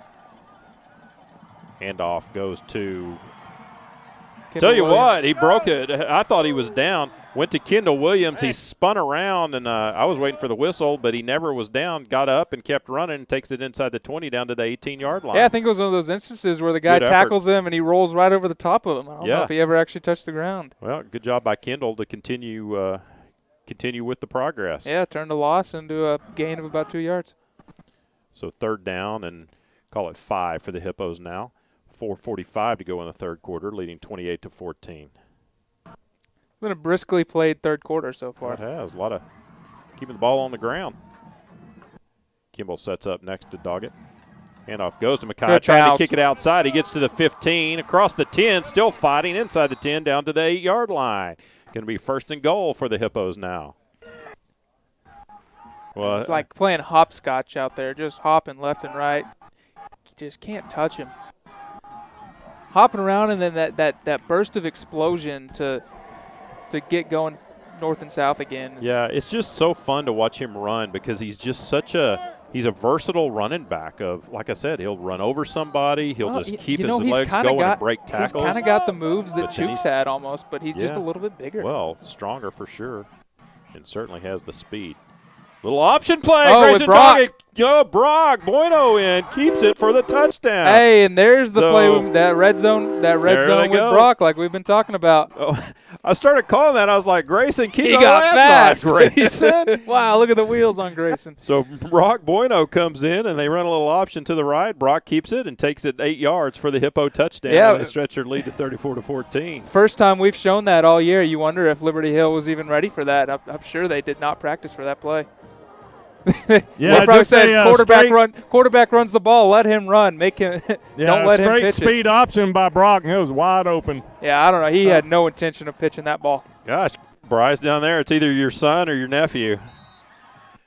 Point after attempt is good. So 3:52 to go in the third quarter. It's now Hutto 35, Liberty Hill 14. You're listening to Hutto Hippo Football on hipposports.com and the SHN Sports Network. A-Plus Federal Credit Union is a longtime supporter of Hutto ISD. Earn cash back and support Hippo Nation with the student-designed A-Plus FCU Hutto ISD Hippo debit card. When you use your Hippo debit card, you and Hutto ISD both earn up to 10 cents with every purchase. Hutto ISD has received over $71,000 in cash back from A-Plus FCU members since August 2016. Stop by the Hutto branch on Ed Schmidt Boulevard to get your card and start earning today. Membership required. Insured by NCUA.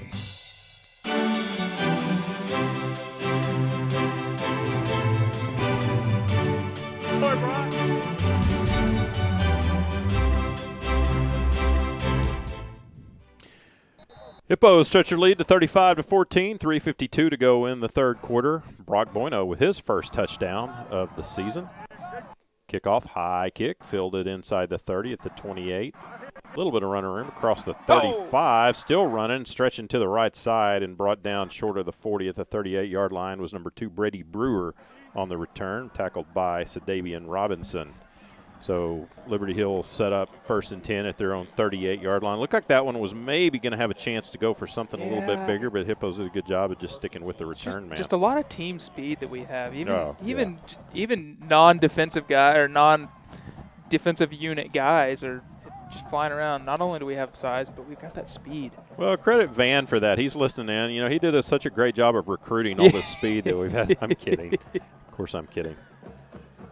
Just completely blown up on the plate. Braylon Sugg was in the backfield and just absolutely he's hurt a little bit. Destroyed number 11, Jacob Kearley. Maybe rolled an ankle or something. He might have a cramp. Yeah, he's cramping up. He's grabbing that hamstring. Yeah. Well, we made it almost 2 game and 3 quarters without our first cramp. We didn't have a single one that That's we remember a last celebration week. cramp. There you go. Well, he's been working hard to make sure that they don't get any extra yards or that they don't carry out their fakes effectively. Well, I'm telling you, while he's down, Mr.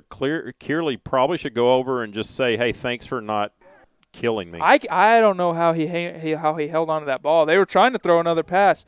Well, it looked like that might have got open, but, boy, no time. Yeah. Tell you what, every time they try to throw a pass this game, it's just gotten worse and worse. First one's incomplete, second one's lost a yard, third one sacked for minus 10 yards. So, well, you know, if you're on the opposing offense, no matter which team it is this year, you're going. I've got Braylon Sugg, I've got Landon Watson, I've got Lordsville. I've got these guys that are not only good defenders, but they're guys that could hurt me.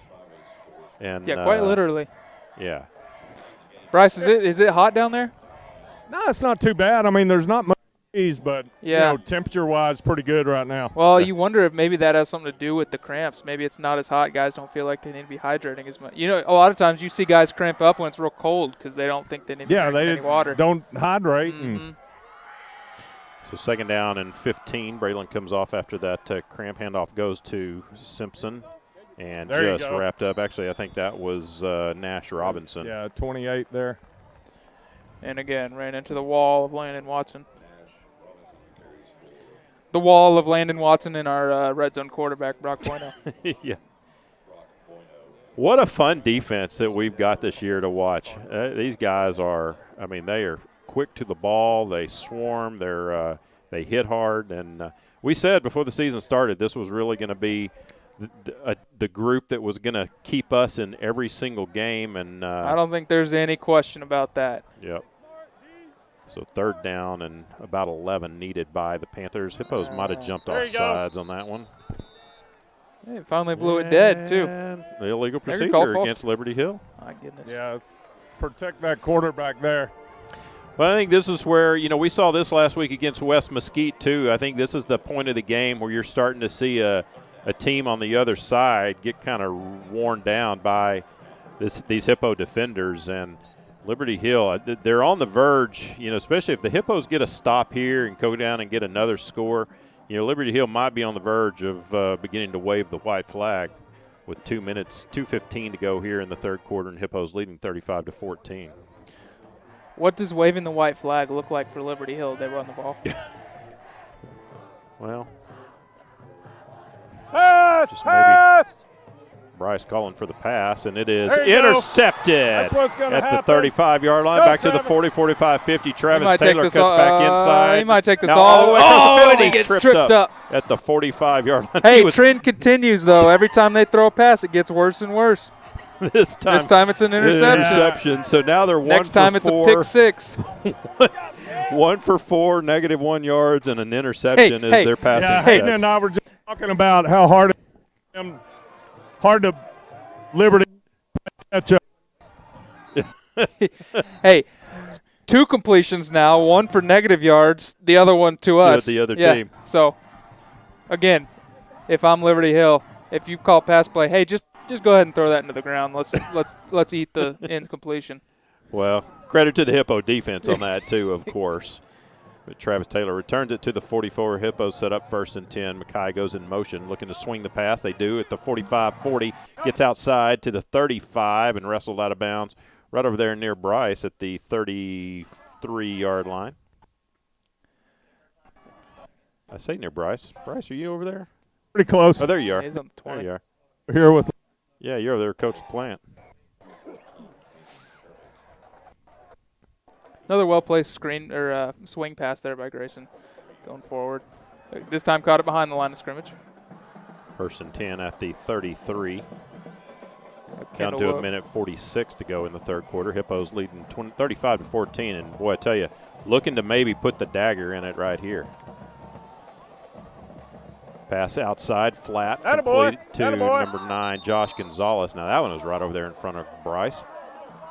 Brought down at the 23-yard line, close to a first down. Going to be short by about a yard. close enough. I feel bad I didn't block.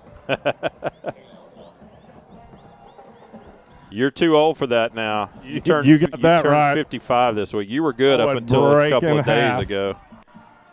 2nd down 1. Grayson throwing deep corner and throws it out of bounds. I think Josh Gonzalez had gone out of bounds and come back in. I saw the ref drop They his both hat. dropped the hats, but it sure looked like he was forced out of bounds, in which case that is not illegal. Right. But nonetheless, the ball was out Ball of was bounds. out of bounds. So it doesn't really matter. That's a good play to call on 2nd down and 1 yard. Right. Just We talked take about a that shot. last week. West Mesquite tried the same thing, but they threw an interception. So 3rd down 1 needed now. Grayson Kai had a Kimball's- safe miss here. Yeah, there you go. Kimball sets up on the left side. Handoff goes to Mackay. Up the middle. He breaks it. Oh, across the 20. But he was about a foot grab away from breaking that one for another touchdown. Just got tripped up, or he would have. Drake Oberpriller brings him down at the 17-yard line. I haven't gotten to say Oberpriller enough tonight. We'll look for some more opportunities for you. So 1st and 10 for the Hippos at the 18-yard line. Kimball sets up on the right side of Doggett. Single receiver right, 2 receivers left. Now Grayson looking to change the play. Just looking to milk the clock down. Yeah, down to a minute left here in the third quarter. Hippos leading 35-14. Handoff goes to Mackay, bounces in, bounces back out. 15 trying to get outside and Again, shoestring tackle down inside the 15 at about the 14-yard line. In fact, I think he lost a shoe on that. Second lost shoe on the day. Someone needs to get him some spats. Well, and now we've lost Bryce, including losing a shoe. I wonder if Bryce's microphone battery might have finally bit it. Oh, no, he's trying to fight back. He's making a comeback. Yeah. 2nd down 6 needed for the Hippos. This time Kendall Williams in the backfield with Doggett throwing into the end zone. And it is just little led Dejan just a little too much. Yeah, he hit that break just a little bit too late. He had him. It was a good spot. It's a good spot by Grayson. That's one of those passes you tell a guy throw it into a spot, not to the guy. I think Dejan was a little slow getting off the line. Oh, Bryce is coming back. Yeah, sorry about that. That's all right. Welcome back. We said you were fighting back, so here you are. So 3rd down and 6 needed for the Hippos. 20 seconds to go in the 3rd quarter. Hutto leading 35-14. Look for a rollout to the left, get one of those smash routes going. See if Trey Pinelli can just settle in. Little stop route like he's been doing all game. Oh, There you go, a little timeout. Timeout called by the Hippos before they can snap it. I think we're about to get a delay of game. Good call. So, hey, Bryce, I know Van's listening in, and with you being down on the sidelines now and not being able to, this is kind of the point of games where you and I, when they start getting a little separation, we start talking about other things, namely This Is Us, right? And we haven't had any This Is Us discussion yet this year. And, one of the things. If you would watch Yellowstone. Yeah, I just haven't been able to tune into that yet. We lost Bryce again. Just as getting it. There we go. Van, you got to text us and tell us if you're still watching This Is Us. Van tried to bail on it last year, and I think Lisa probably made him stick with it, and so I'm not even sure when it comes back on. It's got to be pretty soon. Ryan hasn't watched it, so I can't talk This Is Us with Ryan. I'm letting you down. I got too many other shows I got to watch. There are too many football games on right now. Football games aren't on Tuesday nights. You ever heard of Action? Tuesday, Wednesday, Thursday, baby. Got a little bit of equipment malfunction going on here at the railroad. Got Brock Bueno in at quarterback, so we'll see what they're going to do third and long here. I'd say there's an 87% chance that Brock's going to keep the ball. Yeah, but you got to remember Brock can throw it too. I know. I'm allowing 13%. Yeah, but if he throws the ball, he doesn't get to try to run anybody over. All right, here we go. 3rd down and 7. This is anybody's guess here. Dejan goes in motion from right to left. Brock keeping it around the right side, trying to turn it up. Crosses the 10, fighting for that first down. Going to be really close. Told y'all, 87%. Yeah, down. Good run. Got just enough for the first down. So good patient run, too. See if they leave Look Brock like inside. a running back. Well, and we talked before the season started that this would probably be an interesting thing to have Brock in the red zone because it just creates a whole different look for these defenses, right, with the Brock's ability to run it, to throw it. I love it. Well, you sure you do. Yeah, I'm a Brock Tebow. I like this. keeps your son safe, yes. too. You put it on your nephew instead of your son. Hand off to go, Mackay, baby, going go! up the middle, trying to break a tackle inside the 5 and brought down at about the 3-yard line. And I think the clock is going to run down here at the end of the 3rd quarter. A little bit of talking going on between some Hippos just a little and bit. Panthers. Well, we have reached the end of the 3rd quarter. Great 3rd quarter for the Hippos as they stretch their lead to 35-14. We got 1 to play left in Liberty Hill. It's Hutto 35, Liberty Hill 14. You're listening to Hutto Hippo Football on hipposports.com and the SHN Sports Network.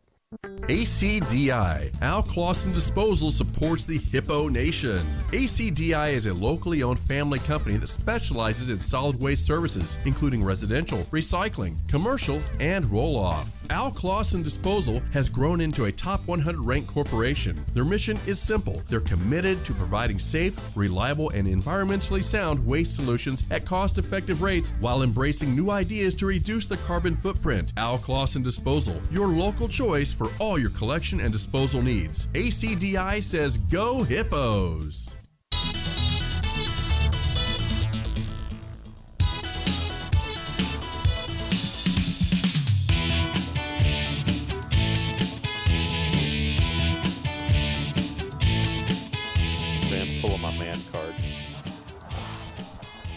I heard something about a man card. Yeah, Van just texted me. He said he's pulling my man card. I guess that means he's not doing This Is Us anymore. I guess that means I get to keep mine. You know what? I'm going to text Lisa and ask her if they're still watching This Is Us, because sometimes what he tells me might not be the truth. All right, here we go. Hippos second and goal to start the fourth quarter. Brock Bueno still in at quarterback. Makai Kimball lines up beside him. Brock bobbles the snap, keeps it, powers forward, and brought down at about the 1. Yeah, it is very much Tebow-esque. Yeah, a little when they run that play. Sam Ellinger, Tebow, little quarterback power game. I like it. I got another shout out I need to give, and I would be really remiss if I didn't get this one or give this one. I'd probably get in trouble. My son Landry, listening out in Lubbock. Lando. What's up, Landry? Landry is getting to hear Dad and brother and do the Hippos call. Third and goal, ball inside the 1 yard line now. Brock's going to go under center this time and just trying to power forward, and he gets nothing. Just that Liberty Hill Panther defense just stonewalls them. Yeah, I don't think that's our bread and butter there. That's probably not the play that we're looking for. I think if I'm going to do the power thing like that, bring our defensive line in to push those guys back. So I'm sure the Hippos will go for this, leading 35-14. Just underway here in the fourth quarter. The ball's inside the 1. If you don't get this, then Liberty Hill's going to they got a long field. Really backed up. I'm guessing something probably wide. Maybe that option again. Yeah, I would definitely whatever it is, outside. they better hurry. There's 3 seconds. They're going to have to call timeout. Yeah, they're going to have to call time. So Hippos, play clock gets down to 1 second. They call timeout. Ryan, you have an interesting stat for that third quarter? Yeah, you mentioned Stonewall and us. Liberty Hill had 11 yards there in the third quarter. That's just amazing. Finished the half with 108. They have 119 now. They have 26 rushing attempts for 119 rushing yards. Wow.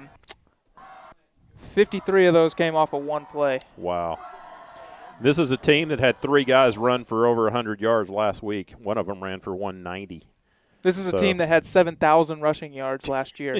Yeah. That's crazy. What a job by the Hippo defense tonight. Oh, and what a turnaround from last year. And we talked about it all week. How would our experience affect our ability to stop their run? And it's been night and day. Well, yeah. Like we talked, I think the biggest thing is just that experience and guys doing their jobs. Mm-hmm. They're not keying in on all the flashiness. They're keying in on this is who I need to take care of, and I don't care about anything else. Example number 1 is Braylon Sugg, WWE finishing guy who doesn't even have the ball. Coach Mosley and I were just watching Braylon on the sideline, and he's like, yeah, I thought he pulled a Martin on the field. Don't want to do that. No. Here we go. 4th down to goal. Ball inside the 1 handoff. Makai is stuck at the 4 yard line. So Hippos are going to turn it over on downs. They tried to. One thing I wouldn't have done is go up the middle with our speed. Not sure why you want to try to go straight up the middle when you've had so much success going wide, but the Hippos take a shot at that. And good penetration by the Liberty Hill defense, and they stick Makai back at the 4 yard line. So they'll take over 1st and 10 at their own 4 yard line. Yeah. Like I said, a long way to go. You wonder, with as much success as we've been having wide, but at this point in the game, you almost wonder maybe they're just trying to get some sort of confidence going inside, give those linemen some sort of boast of, hey, we know you guys can get a push. Yeah, they try, but I guess maybe that has the opposite effect. Yeah, now they might be demoralized. Yeah. All right, so Liberty Hill take over 1st and 10 at their own 4 yard line. See if the Hippo defense can get a score, maybe a safety.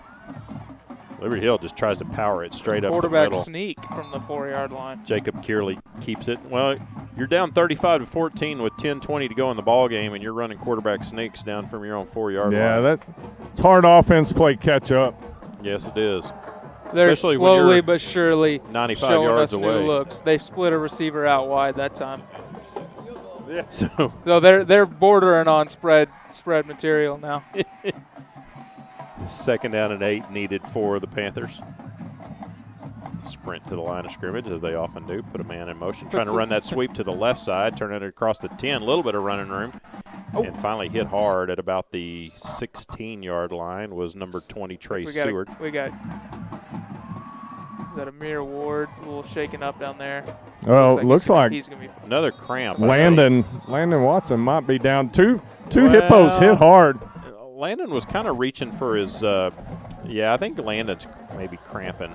Yeah, they're just stretching him out. So that's good. You don't want, hate to see the guys down, but it's kind of nice when you see them just out there stretching and giving them water. Right. Of all the injuries you could have, that's about the best one to see. I mean, you don't want any guys hurt, especially when you're up 35-14 in a game that you're have it well under control. Oh, and if we don't have such a poor showing by our second team defense last week, you wonder if maybe this first team is already off the field. But and that's the thing, depth-wise, we just don't have a whole lot of options. Yeah, I'm guessing that might be Landon's last snap of the night. I bet he's thinking not. Looks like Braylon's back in, so that's a good sign. Ryan, I got to give another shout out to my mom, your grandmother, listening in Wichita Falls. Our most loyal listener. Well, I should have a son listening in Wichita Falls as well, so shout out to Jake. Jake listening, who shot a great round of golf today in a qualifying round. Surprise. I know, right? Jake and a great round of golf, kind of synonymous. Oh, no, he shot a 70 the other day, so. Oh, boy. He's going downhill. He's getting down there with me what I shoot in 9 holes. On the 9. Yeah. No, my mom's been a faithful listener of Hippo football for going back to Ryan's playing days. That looked like motion. Keep this time by number 20 Seward, and he's brought down at the 20-yard line. We see Landon didn't stay out but one play. Oh, is he back in? Oh yeah. Oh yeah. You got to get those stats. Hey, why? LSU likes him just the way he is. Yeah. Hey, I wonder if he's going to be over there on that LSU sidelines tomorrow night. He said he wasn't going tomorrow. He thought about it. He's like, man, it's going to be hot and crowded. Oh, wow. That's his future team. Yeah. Hey, you don't know that. Sweep coming to the left side. Seward keeps it. Well, keeps his legs going. Looked like he was going to be brought down, but ends up gaining about another 6 or 7 yards out to the 34-yard line. Yeah, they're moving the ball a little bit, and maybe we're getting a little bit complacent. 8 minutes to go. Hippos leading 35. Yeah, now I think the words went down, so I don't like. Yeah, that's what I'm with you, Bryce. I think it's enough. We've seen enough. It's time to get those guys out for the night. Well, it's so interesting that last week in Waco we didn't have a single cramp, and then. Well, I don't think Lordsville's cramping. Yeah, I think it is. Looks like they're kind of stretching his. I think his is a cramp. I think it was a little ankle twist. Well, cut out this much. Defense didn't have this much work last week. That's a good point. But probably a wake-up call, like Ryan said. Remember the hydration, even if you think you don't need it. So 1st and 10 for the Pampers. Florida State. Exactly. What a whiner. Quarterback Kearley just crumbled at the 31-yard line for a loss of 2. And I think for both teams' health's sake, we should just go ahead and call this one. Look like Jay.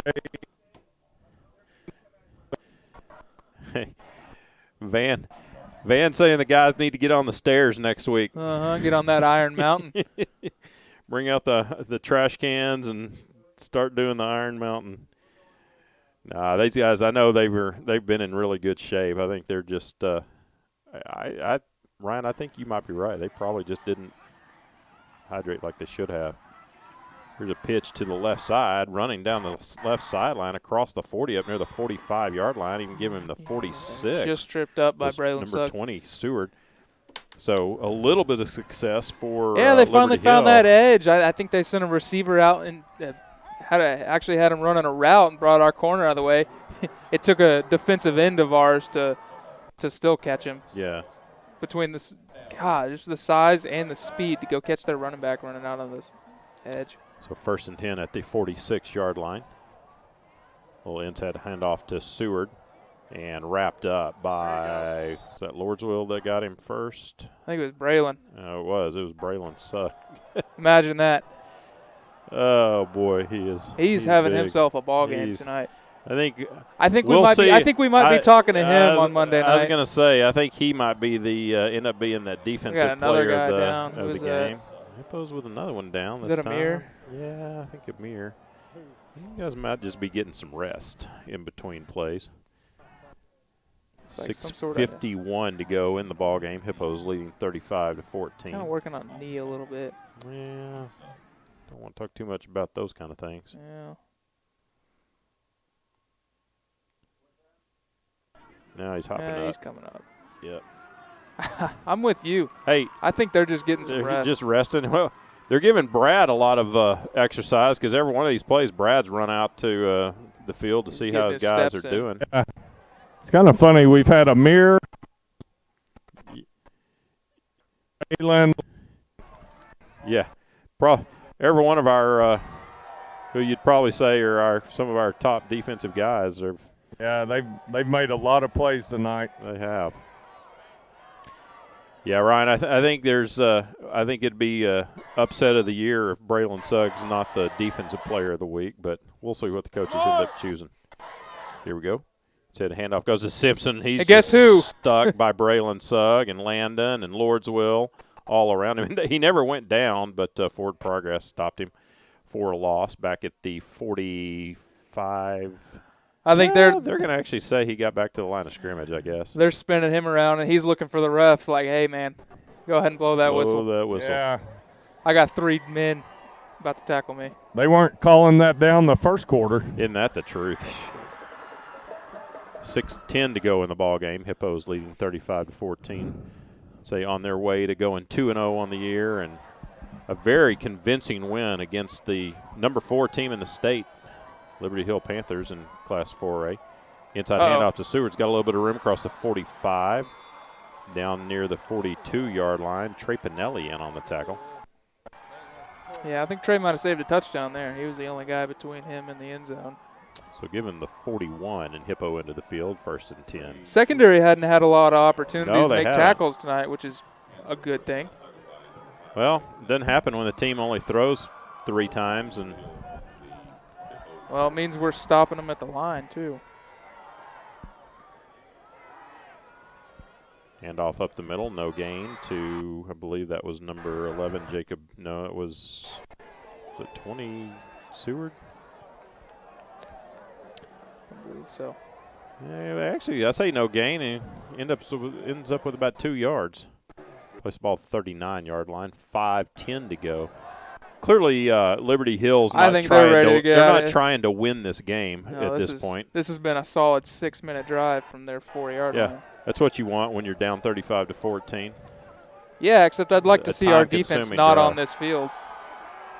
There's a pass play, and that one is caught finally at the 15-yard line, complete to number 31, Caden McMahon. And Ryan, there you go. There's just messing up your. There goes their one pass in. Well, I mean, they couldn't get much worse.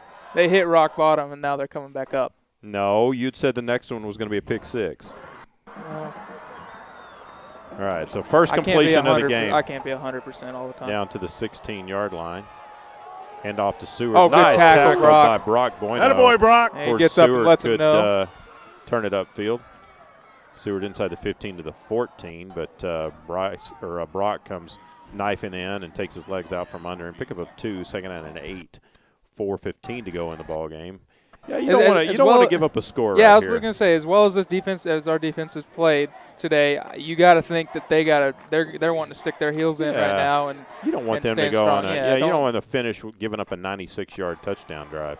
But Seward takes it across the middle to the 5. Inside ball comes on out. The ground, and I think Liberty Hill jumped on Liberty Hill might have jumped on it. You're right, but Brock thinks it's us. Hippos. Hutto ball. Wow. Should be Hutto ball.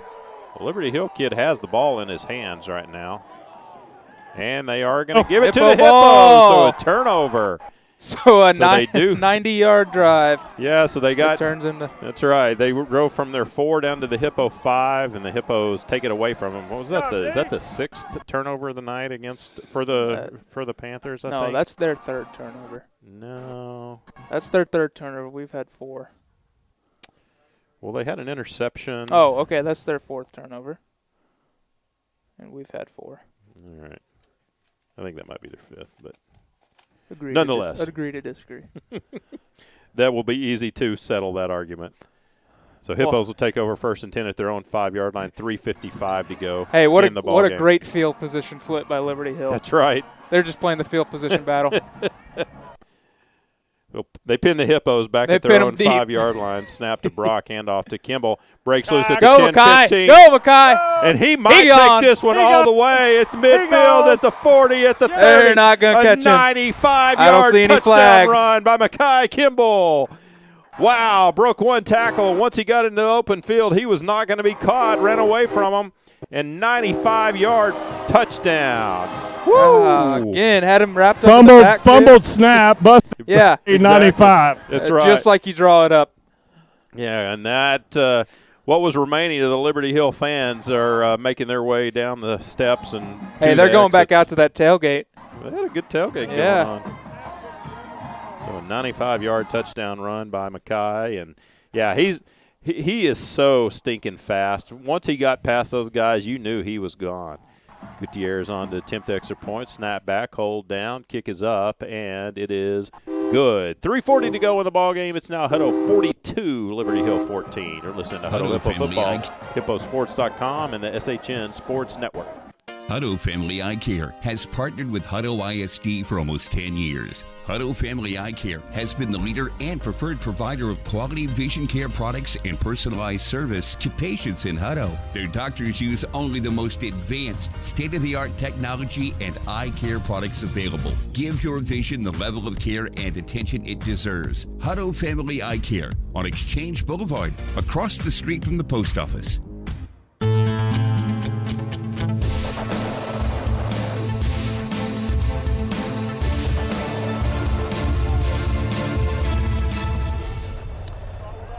Well, Liberty Hill drove the ball from their 4-yard line down to the Hippo 5 before they turned it over on a fumble. And on the Hippos' first play, Mackay Kimball takes the handoff and goes 95 yards for the Hutto touchdown to put this one way out of reach as if it wasn't already.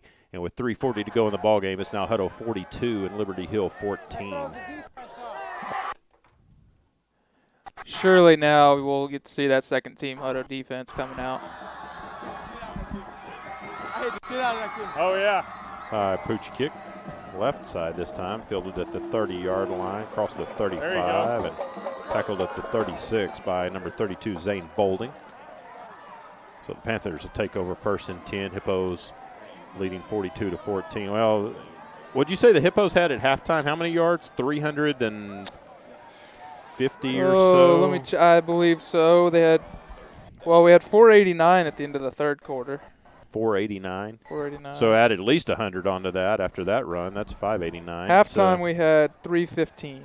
Okay. So averaging about 100, 150, 160. I mean, I think the Hippos are looking at having at least 600 yards offense in this ball no game. question. See if Michael Holliday will look over here, see if he can tell us. So 1st and 10 for the Panthers. Kearley keeping it, heavy pressure, scrambling to his left, throwing it, and it is incomplete at the 40-yard line. Well, I guess we've, with 3:29 to go in the game, leading 42-14, we've put them in a position that they have to really start throwing the ball now. Just where we want them.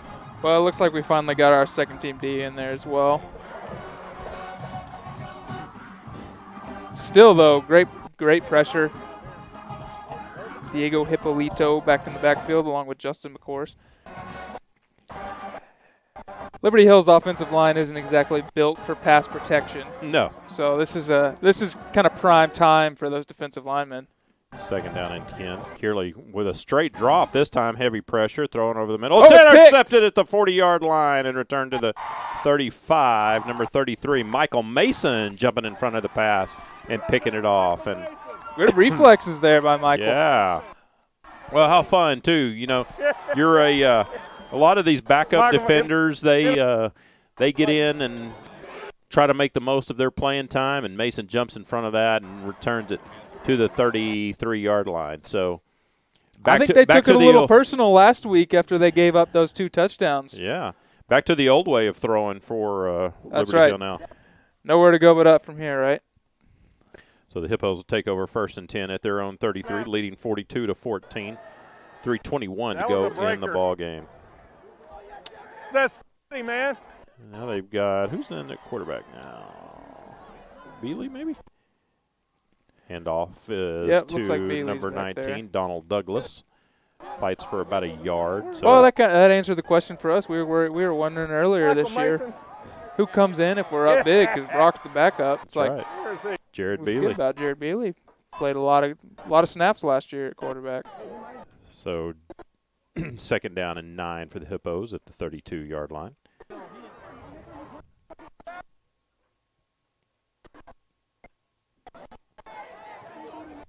Michael Mason.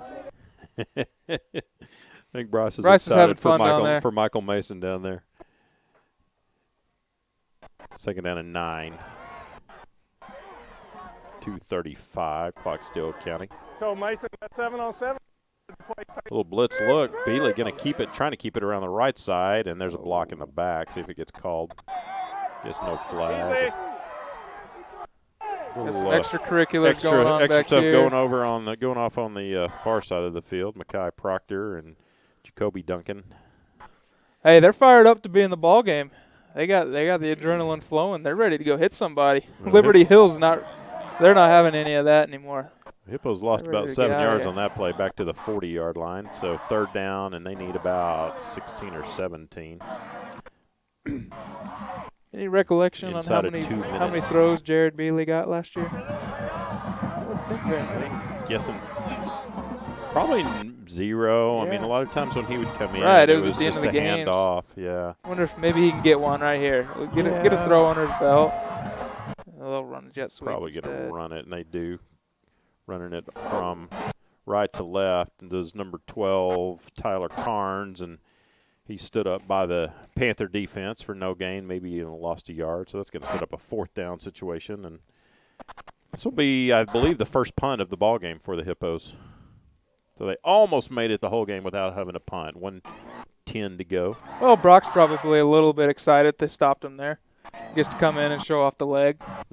See if he can. It's always his mission to try to pin him deep. That's right. See if they can pin him inside the 5 again. Hey, he was pretty successful last year. That was kind of his go-to was getting him inside the 20. I wouldn't put it past Brock to just take off and start pull running. It, just tuck it and run. It's like we'll get timeout going. It's like the Hippos are going to let the play clock run all the way down.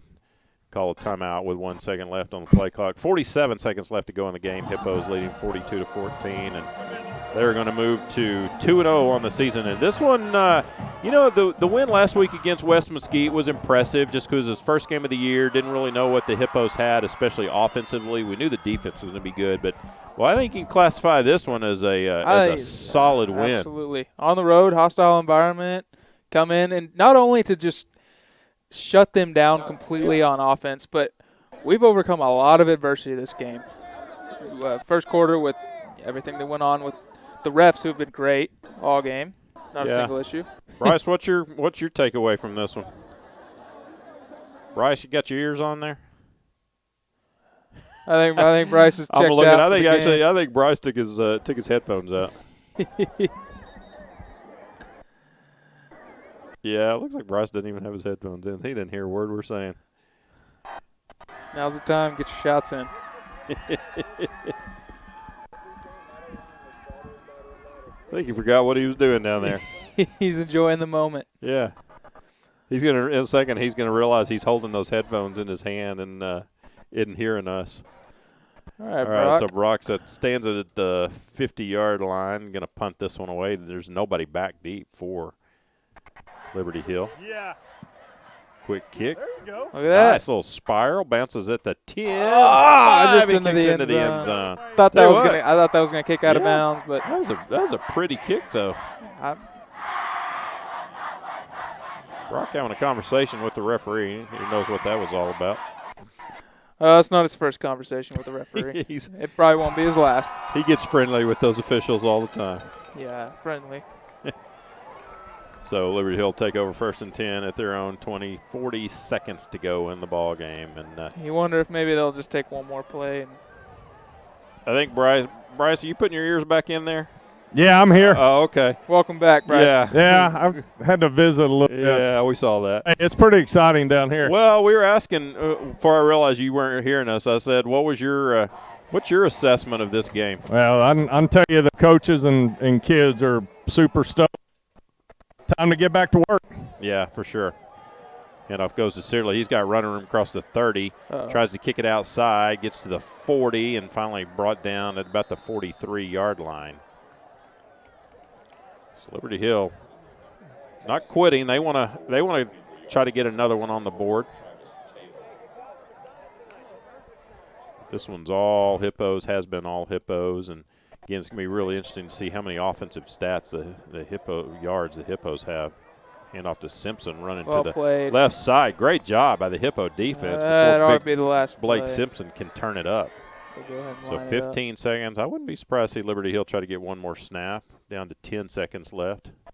Tell you, Simpson running back, he's almost too big for this offense. Yeah, it's almost like he should be playing tight end or something.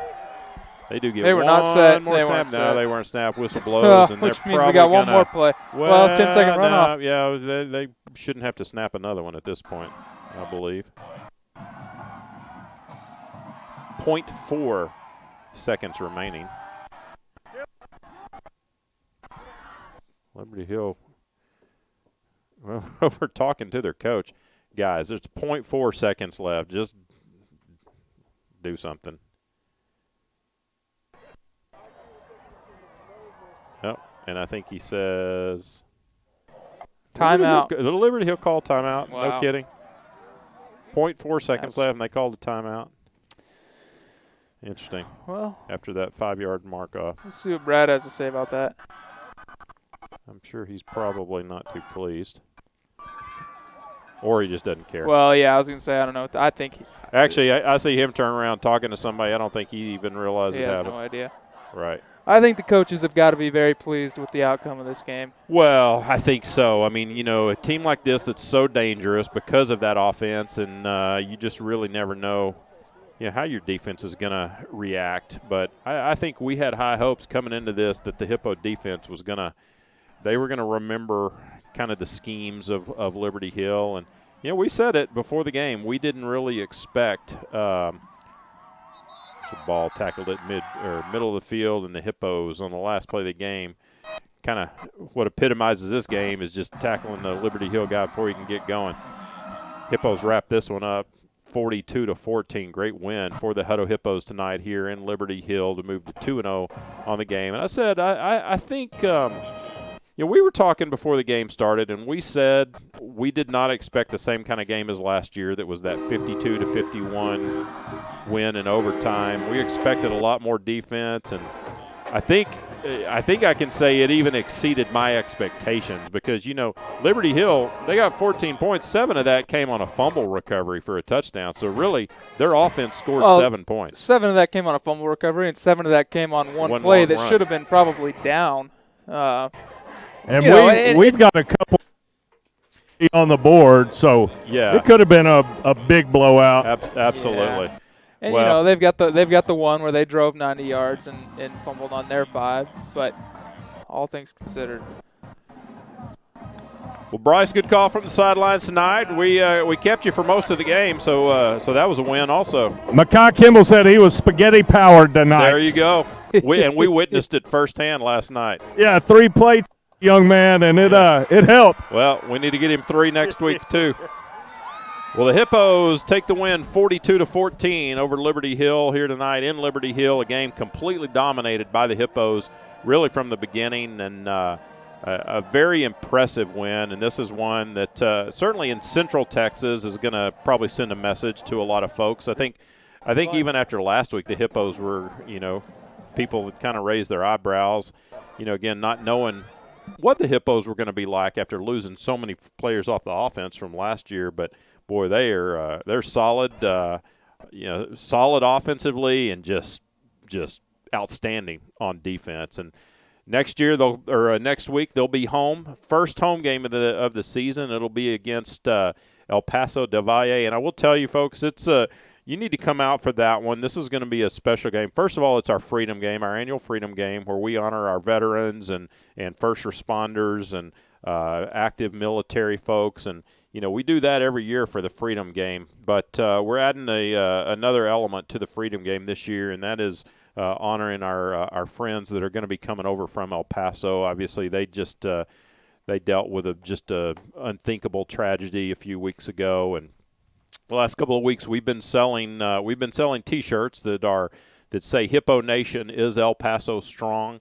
Those are still available through the weekend on our fan store. You can go to hipponation.org/fan store, and if you'd like to buy one of those shirts, they're $15. And what we're doing is the proceeds from those shirt sales we're giving to a group in El Paso that will disperse those funds to particularly first responders, counseling, and things like that, because those folks there in El Paso just saw some things that nobody should ever have to see. But we're going to make that a special time. We reached out to our staff at Hutto ISD. We have about 1,200 staff members in Hutto ISD, and well over 20 of those are from El Paso. So we're going to ask those folks also to join us to be on the field and have a little special gift that we'll present the folks from El Paso. So it's going to be a special night. It'll be the first home game of the year for the Hippos, the Freedom Game, and again, just a tribute to our friends that are coming over from El Paso. You got some final stats there, Ryan? Yeah, so Hutto's going to finish off the game with 575 yards, so 25 short of 600. 600. I really thought we were going to Well, they lost on that last possession. Yeah. They lost about 15 or 20. Let's call it they lost 25. Okay, yeah, they had 600 until then. Liberty Hill's going to finish with 234. Obviously, 90 of those are going to come on that last drive as well. 223 yards in the air for Grayson, 1 touchdown, 2 interceptions, 18 of 30. 24 first downs for us, only 12 for Liberty Hill. 12 first downs, which obviously they're a team that prides themselves on moving that ball slowly and methodically down the field, getting those first downs, racking those up. So to see 12 first downs, I think that's huge. Turnovers, I don't want to tell you. Yeah. Let's just say, let's just leave it at that. Wait. Sometimes you have to admit when your dad's right. We had 4 turnovers. They had 5 turnovers. All right. We were 7 of 10 on third down. So again, just like last week, converting on third down has been a huge bonus. Obviously, with a young quarterback, that's not something you expect with a lot of those third and longs, and from Grayson being able to complete those passes down the field. And not only that, but for our offensive lineman to give him the time and everything. That's a huge bonus as well. So. Yeah, well, and I think outside of the take away the first quarter flags, and of course we were not shy about saying what we thought of the officiating in the first quarter, but after that it really did kind of settled in and it evened out. And the official crew they did a good job after that. In fact, we saw some calls that we had been hoping we would get, which is some illegal motion against Liberty Hill, but. Other than that, the Hippos really were they did a pretty good job of staying penalty free, especially critical penalty free. Right. Got to clean up the turnovers a little bit. One positive, we really didn't talk about it during the game, but we made every single extra point tonight. I was going to say that's every single extra point, and didn't really give up near the pressure that we did last week. So right, I think that was probably a big talking point. So they certainly worked on between that and keeping the ball inbounds on those kickoffs. Yep, certainly worked on that during this week and made great progress. But just a great win overall for the Hippos against an outstanding Liberty Hill team that probably at the end of the year, this Liberty Hill team is going to be making a deep run in the playoffs like they do every single year. Yep. But I think the Hippos are serving notice that, the guys that left last year were great players for us, and we miss them. But there's other guys that are just stepping in and filling those spots, and particularly this defense. Particularly on the defensive is side. going to be Absolutely. so fun to watch the rest of this year. You know, knock on wood that they stay healthy. But, boy, what a fun unit. Yeah, and it's going to be a little bit of a different look for us, especially on the offensive side. We don't have the flash and the playmakers necessarily that we did last year, but I think you're exactly right.